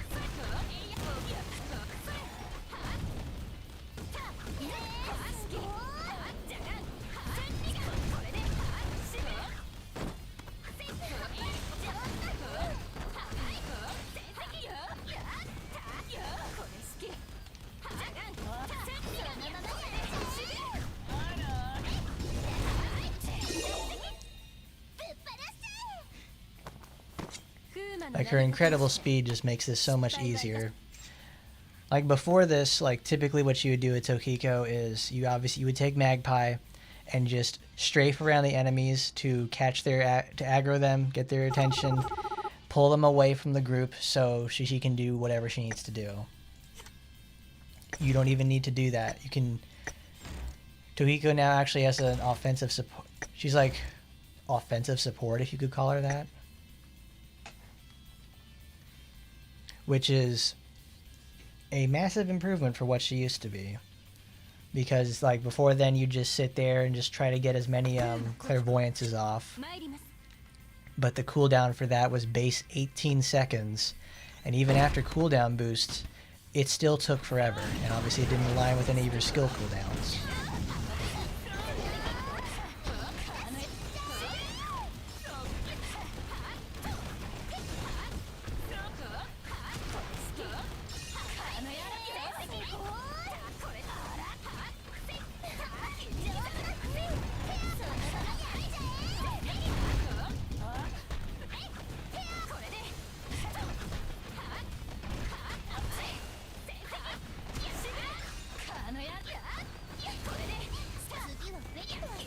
Because look at this. Even in situations where you can't exactly get clairvoyance off, because when they keep having their armor broken all the time like this, they can't attack. And I have no way to get off of another clairvoyance because it's only extreme dodges.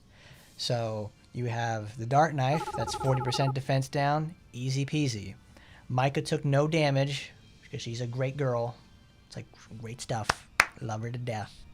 And then you have good old Miss Hot Pants doing 20 million easy.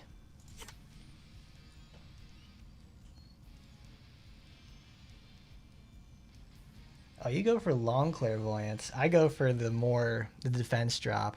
Because even if it's just like 75%, it's like, it's just getting that, like, the first, 20 seconds right there is because, like, clairvoyance one, like with this, like the 75 down, and then we have the 100% down with Faust that Micah has, and then the 40% with Dart Knife. That way I have at least enough behind it to just like bust down enough armor to get them under control. Though I imagine if you go for like the extra, what is it? It's base 6. So that's 9 seconds. That would probably be a lot better.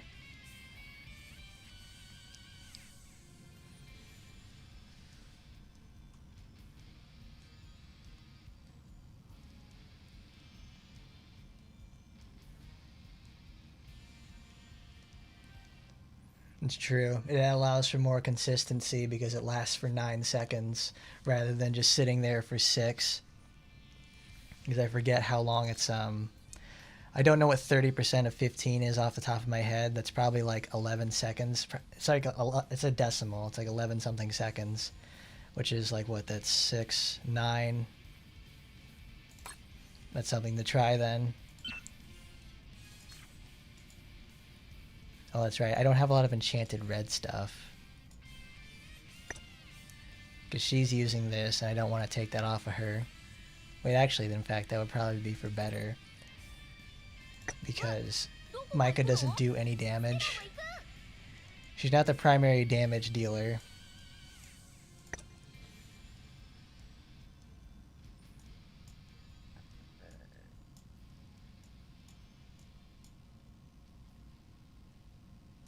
Oh, there's the major.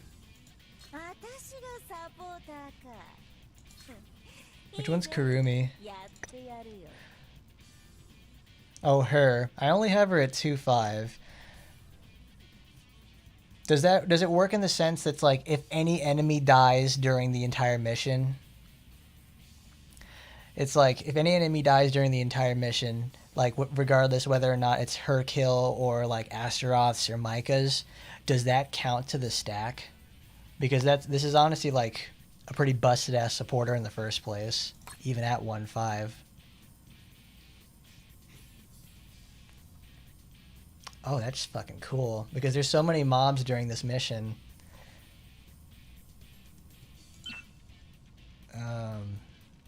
I got that. Oh, I need to put something for Micah.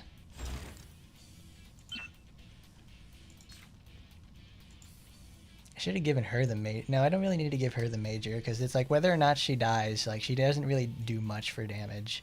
She's just there to survive long enough to keep applying Faust.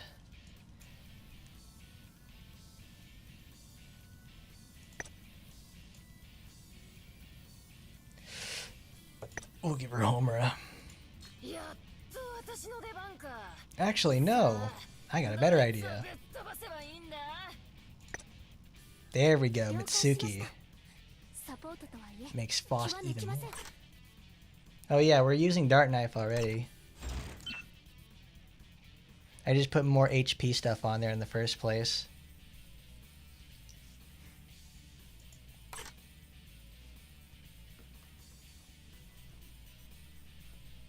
Like, bro, we have talked about this. I know we have.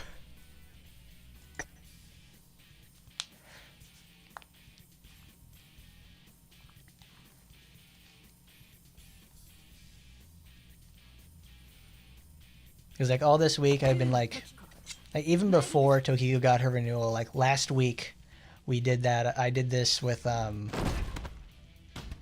no, I didn't do this with what's her face.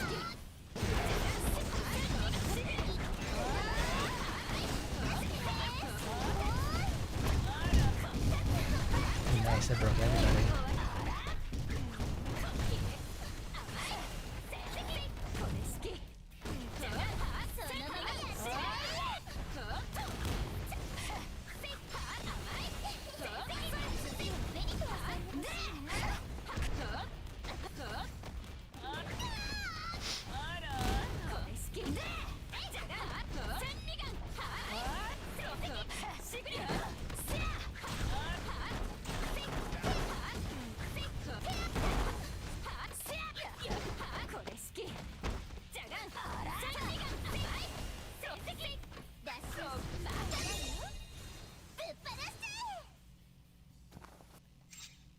Oh, I don't doubt one bit that she's like solid DPS all the way around.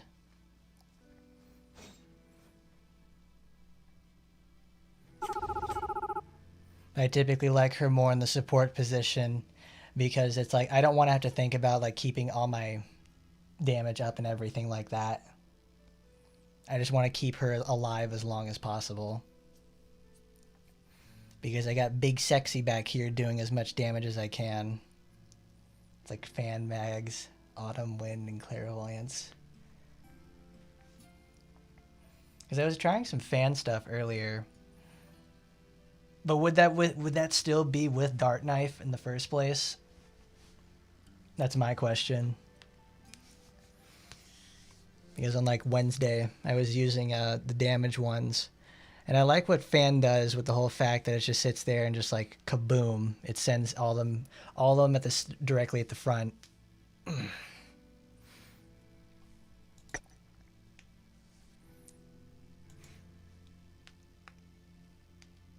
even tried using it like just pure naked to see what happens since it's like it's 5 projectiles at once. Ugh. But I've already finished. But I've finished my stuff. I've been here for 3.5 hours.